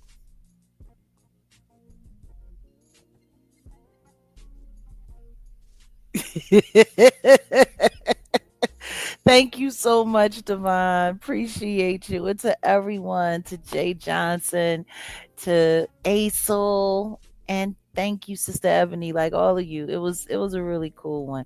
It's just Mia Odell being Mia Odell. You ain't laughing. I'm okay. You I'm not supposed to laughing? laugh. I'm supposed to laugh. Yeah, I came up to you. I gave you boom encouragement. I hear your name. Welcome. We're getting ready to go, but welcome. Yep. So is there anything else? Are we I mean tomorrow is Patreon Sunday and we're gonna be on part two of Yeah. guess what We happened to me when we went to Little Jeffrey's Island. that's what's yeah the other part right. Um. Yeah. We want to get more y'all over there. When we do the Patreons, we do them live. So yeah, get on over there, patreon.com/Jaguar, right? Maybe we'll do Patreon and Kick. Let's just try it out. Let's see if it'll work. I don't know. But Patreon is for the Patreon. But the reason why we do it though is because we get censored on YouTube. So Uh-huh. it's a certain conversation we're gonna have on YouTube, and then there's gonna be a certain conversation we're gonna have on Patreon, and that's why we're trying out the Kick as well. Because Kick, I, there's not nobody over there on Kick like you. So I think There's you know nobody like me anywhere. well right I know, but what I'm saying is you could really get some things going over there because you know the lack of the authenticity over there, the lack of the voice over on that side. You see what I'm saying? So No, I feel you. And I'm telling you right now, I am not um I'm not gonna be sitting over there like them little pod people, just sitting online all day falling asleep to make a buck. now, see, you don't, you know, I ain't your doing all of time, that. your time should be, um, utilized right. I It's don't it's get called kick, not kick it.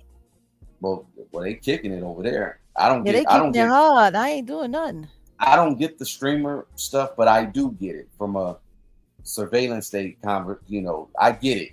I know This is why. that company that gave Krishan Rock, or they were supposed to give Krishan Rock $1 million so that they could just follow her. Remember when she was sitting there and she was going to the dentist and they had a camera all up in her mouth and the baby was sitting there whining in the background and she was high on the Hmm. dental drugs and Hmm. all of that.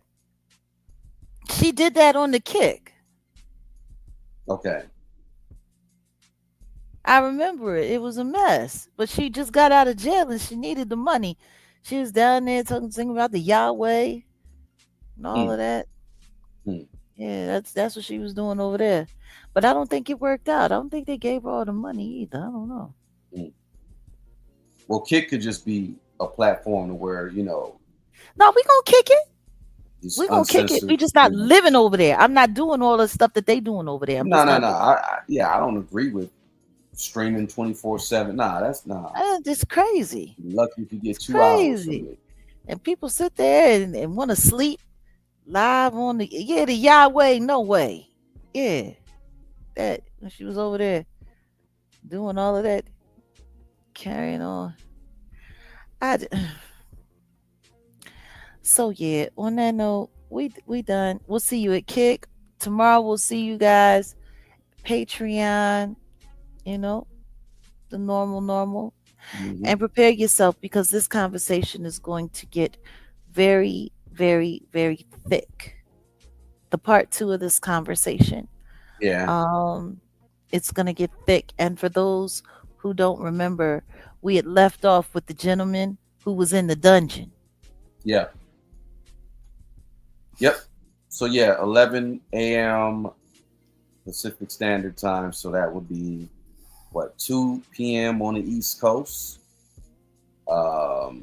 Usually go about an hour or two, something like that, hour and a half, 2 hours. So yeah, we're gonna finish that conversation and get on over there. We'll probably drop the link over there as well. Let's see what it do. All righty. All right, guys, it's been a fun one. Mhm. It's a good way to end the day with our people. Until we should meet again. Peace.